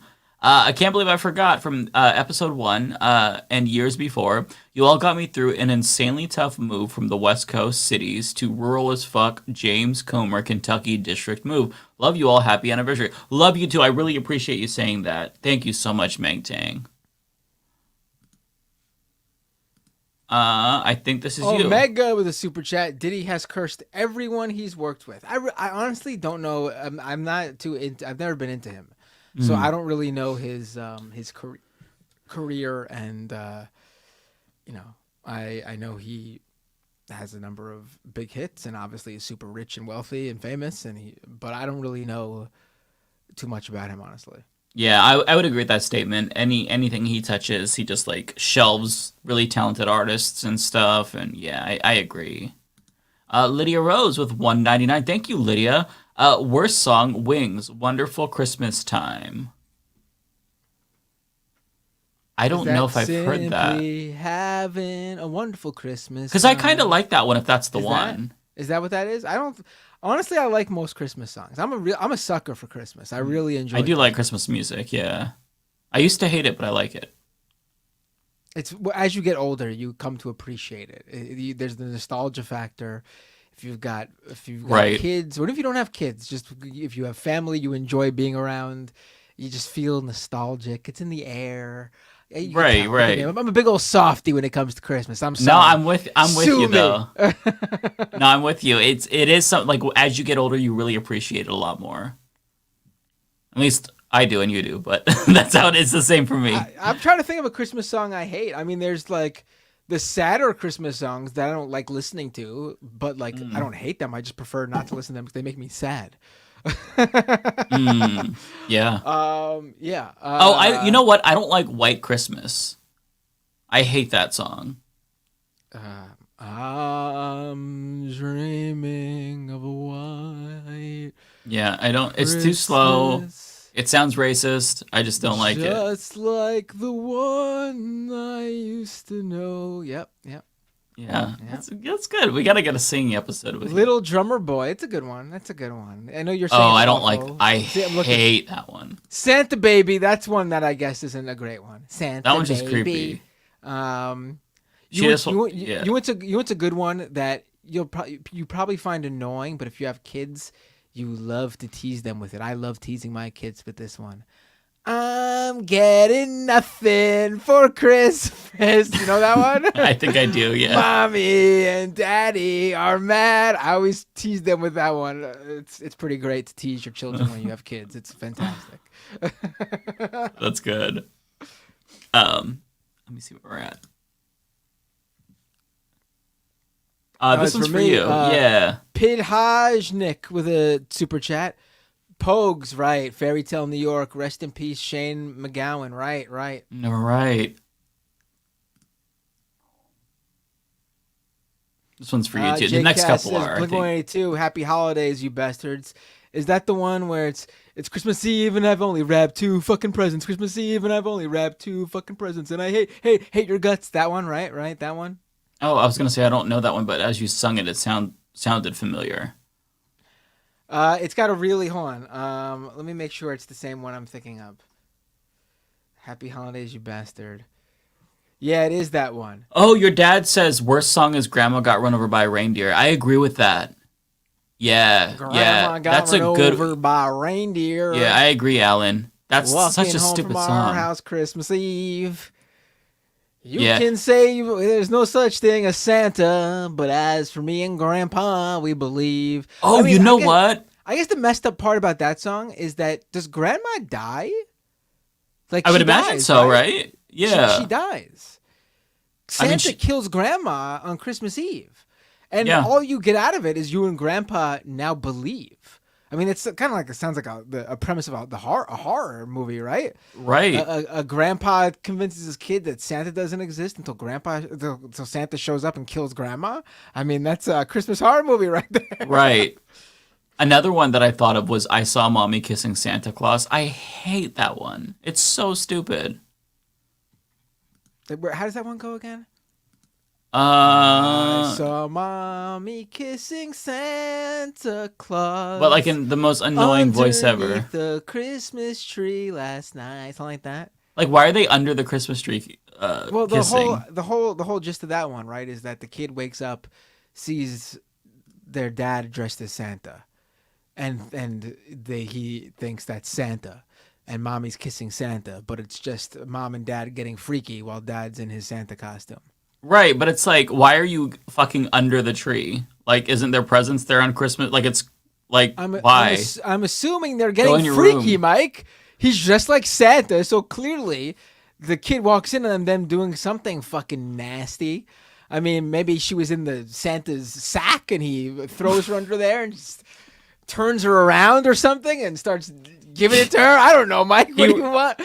Damn. He wraps her in like a present. She has like a present fetish, and so she's like bonded into like a present, and he's like unwrapping them. I fucking hate the song. It's so stupid and creepy. They're I don't underneath kink the shame, mistletoe, but right? Not the tree. They're underneath. oh, okay. Underneath the. Well, that makes a mistletoe. little bit more sense. Okay, that makes it's still a dumb song though. I maintain that. Okay, This is David fun. missed Give me this. more Christmas songs. I'm feeling festive tonight. Have you heard this Christmas song? David, check out Yo Gabba Gabba. Oh, that's a kid show. No, I know. I'm just kidding. Oh, right. It's a good show. It's too bad they stopped making it a while ago. I don't remember this one. It sounds familiar though. Okay, this one is for you. T-types, commie bootleggers. I guess that's one name we could go by. Yeah. Celeste with $4.99. Thank you, Celeste. Please Come Home for Christmas by the Eagles is good too. Happy holidays. I'm blanking on that one. Do you know this one, Matt? I actually don't know that one. Please Come Home. I feel like I've heard it. I know a lot of it Christmas looks songs. familiar, but a lot of these songs I don't know the name or who sings it, but if I heard it, then I would be able to place it. Oh, I gotta hear this one now. It's gonna kill me if I don't know what Christmas song this is. Give me 1 second to listen to it. Oh come on, stupid Willy Wonka ad. This movie looks so bad. Yeah, it does. Come on. Why would you cast Timothy Chalamet in this role? He just doesn't give off Wonka vibes. I'm sorry. I'm getting irritated by him because he's so oversaturated. Like a way to make me sick of looking at somebody if you just shove them down our fucking throats constantly. Oh, this one's in like a lot of movies, but you don't really hear this one on its own. I gotta look it up. This is like the segue song in when in a lot of Christmas movies where there's like the sad part where like they break up or something. And they do the montage of the couple doing their things by themselves. Be careful, Mike. Oh my God, you're right. Yep. Okay. Yep. I know exactly what you're talking about. This one's you. Lydia Rose with a super chat. Regarding Sam Cedar, must be the Hello Tushy and say Bay Day. What? I'm so confused what this even means. What? Must be the Hello Tushy and because he looks so young, right? Yeah. Okay. I get you. And say bidet. Okay. Is this one? Yeah. Lydia Rose. Thank you, Lydia. $1.99. LOL, Mike. I'm 36. I don't think it'll change. What was this in reference to? Let me go back. Let me see what your last one was. You sent a couple. Christmas tree or Christmas song. I don't know. Do you remember, Matt, what this was in reference to? I'm blanking. I don't think it'll change. I'm 36. We were talking about age. My goodness, I lost it already. Well, let's keep going. Sorry, Lydia.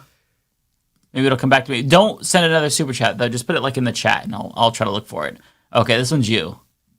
This one. Bay Photo with a $5 super chat. If you're ever feeling nostalgic for Christmas, there's a dedicated year-round Christmas store in Sedona, Arizona. I don't even have to go to Sedona, Arizona. I'm pretty sure there's a dedicated Christmas store in New York City, too.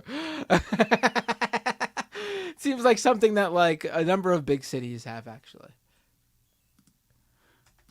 Another one. Spasticus with a $5 super chat.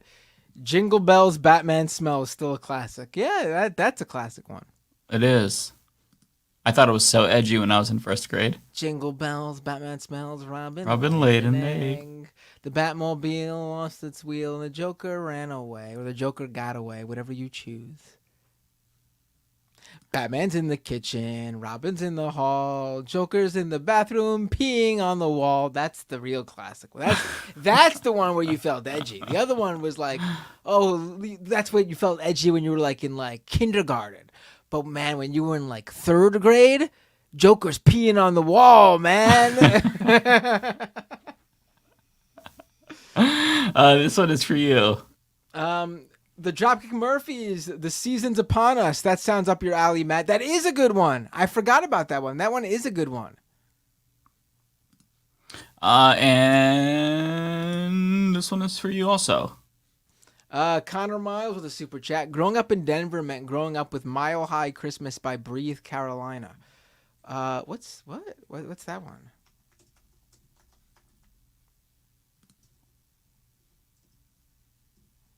I gotta.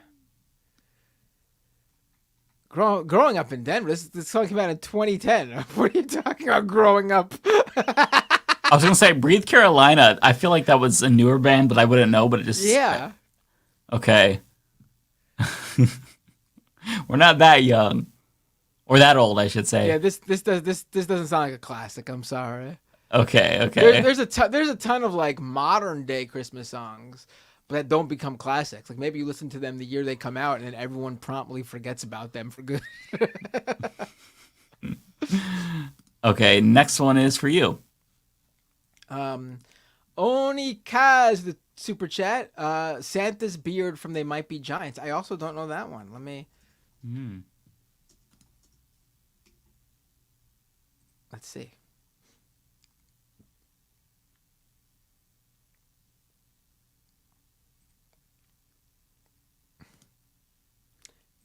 Never heard this one. What about this one? If you want a good punk Christmas song, then What We Do on Christmas by Adam and His Package is a great one. It's about it's a song from the perspective of what Jewish people do on Christmas. It's a good one. It's like a joke song. It's a funny song. It's a good one. Okay. Narrator with a super chat. -5, Your Christmas Whiskey. I don't know that one either. Huh. Lots of recommendations. Let's check out this one.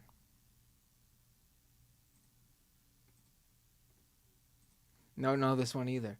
Like I feel like everyone comes out with Christmas songs in hopes that they will have a hit Christmas song, right? But very few actually get to that upper echelon of Christmas classics. It's a small club, honestly. It is. This one is from me, Elise Balk with $2. Thank you so much. Mummy kisses Santa under the mistletoe. Okay, yeah. Thank you for the correction. I was offended that they would be kissing under the tree. That just seems really weird. Mistletoe definitely makes sense. This is a good one for you. So this is for me. Celeste, the super chat. Hi, favorite Christmas movie? Ooh, that's There's a number of Christmas horror movies I love. Krampus is obviously a really good one. That one is good, yeah. There's there's one I've been watching every year, and I'm having a mental block right now. Hold on. Did you see that new Violent Night Christmas movie that came out last year? It's with David Harbour. Yes, that's a good one, but that's Is not it? the one. Oh, okay. I want to see it. It looks good.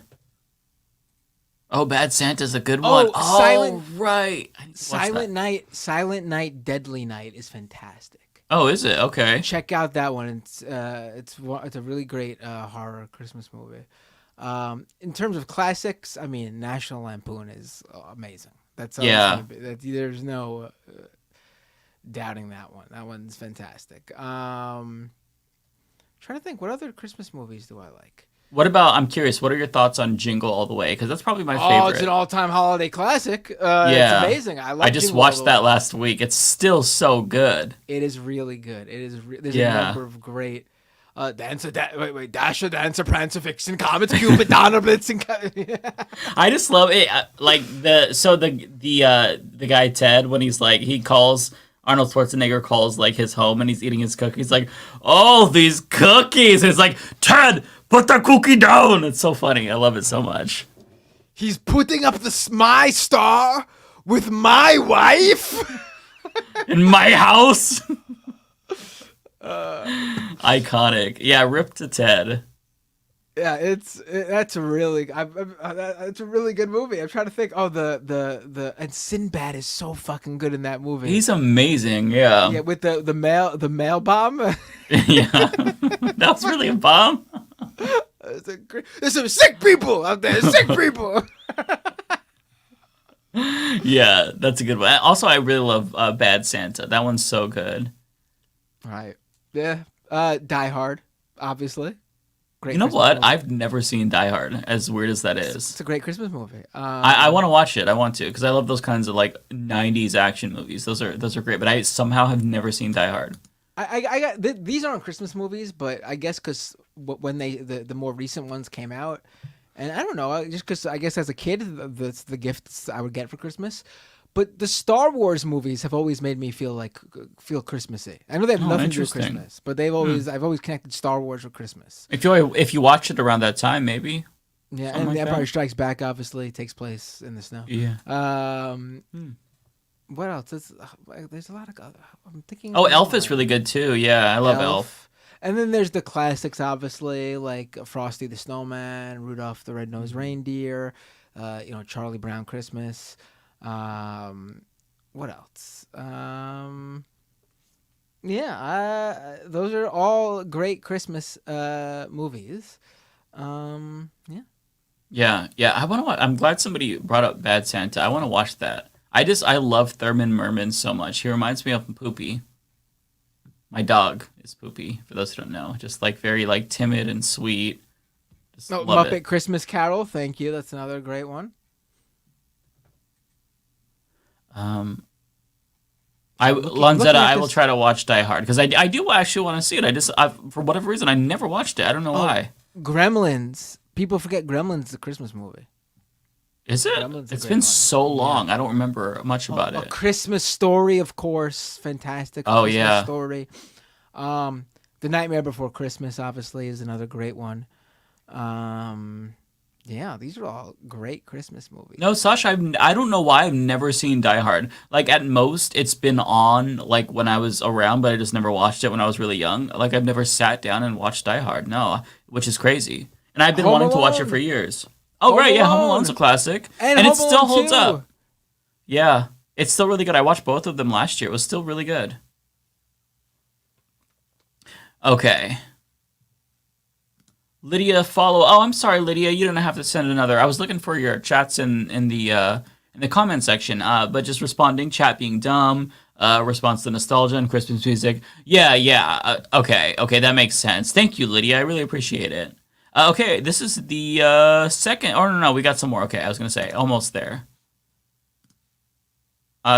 These last three are for you. Oh, you're frozen, or am I frozen? Uh-oh. Chat, am I frozen or is Binder frozen? Oh no, it's Binder. Oh no, I thought it was me for a second. Okay, we'll wait for him. Okay, and he was muted too. All right. I bet his computer crashed because that happened to me. How about this? I'll go through the last three just in case he can't come back. But this one is, check out Steve Malden's Oh Holy Night. It's great, from Colt Dog. Thank you, Colt Dog. $1.99. Bay Photo, $1.99 to Matt Binder. Thank you. SNL Christmas Time for the Jews. Pretty funny. Okay, I've never seen that. Spartacus with $5. Which is your favorite Christmas Carol movie? Christmas Carol movie. The Muppets. It's got to be the Muppets, right? I'm going to guess that Binder says the Muppets, but mine is the Muppets. Or no, you know what? It might be the Mickey one, because my mom recorded the Mickey Christmas Carol on VHS from the TV. Like, that's how I used to pirate things back in the day. And I watched that like over and over and over again. But I mean, also the Muppets too, because I used to like the Muppets. Yeah, Scrooged. Yeah, I don't know. There's a lot. It's hard to say. I'm assuming I'm going to give it a couple minutes. I'm sure Binder will come back, but if he doesn't, then we will we'll bounce. Okay, the Prof says $1.99. Thank you, the Prof. Hey Arnold's Christmas episode is a classic. I don't know if I've seen that. I probably haven't. But I used to like Hey Arnold. I didn't watch it a lot. I would rent the VHSs. if there were any, because I didn't have cable. Onikaze, $5. Thank you. Reaction from Mike watching Die Hard. I'd buy that for $1. Yeah, if I watch it, I'll let you all know. I want to. I'm gonna take 2 weeks off to kind of just chill. So, maybe I'll watch that because I do want to watch a bunch. Okay. Bender might not come back just because we're so close to being done. I'll check my DMs really quick. Yeah, he might just not come back, but let me just really quick check Twitch, see if there's anything there, anyone there to thank. Okay. So, thank you so much to Valinova for the 100 bits. Really appreciate that. And yeah, we're good. Okay.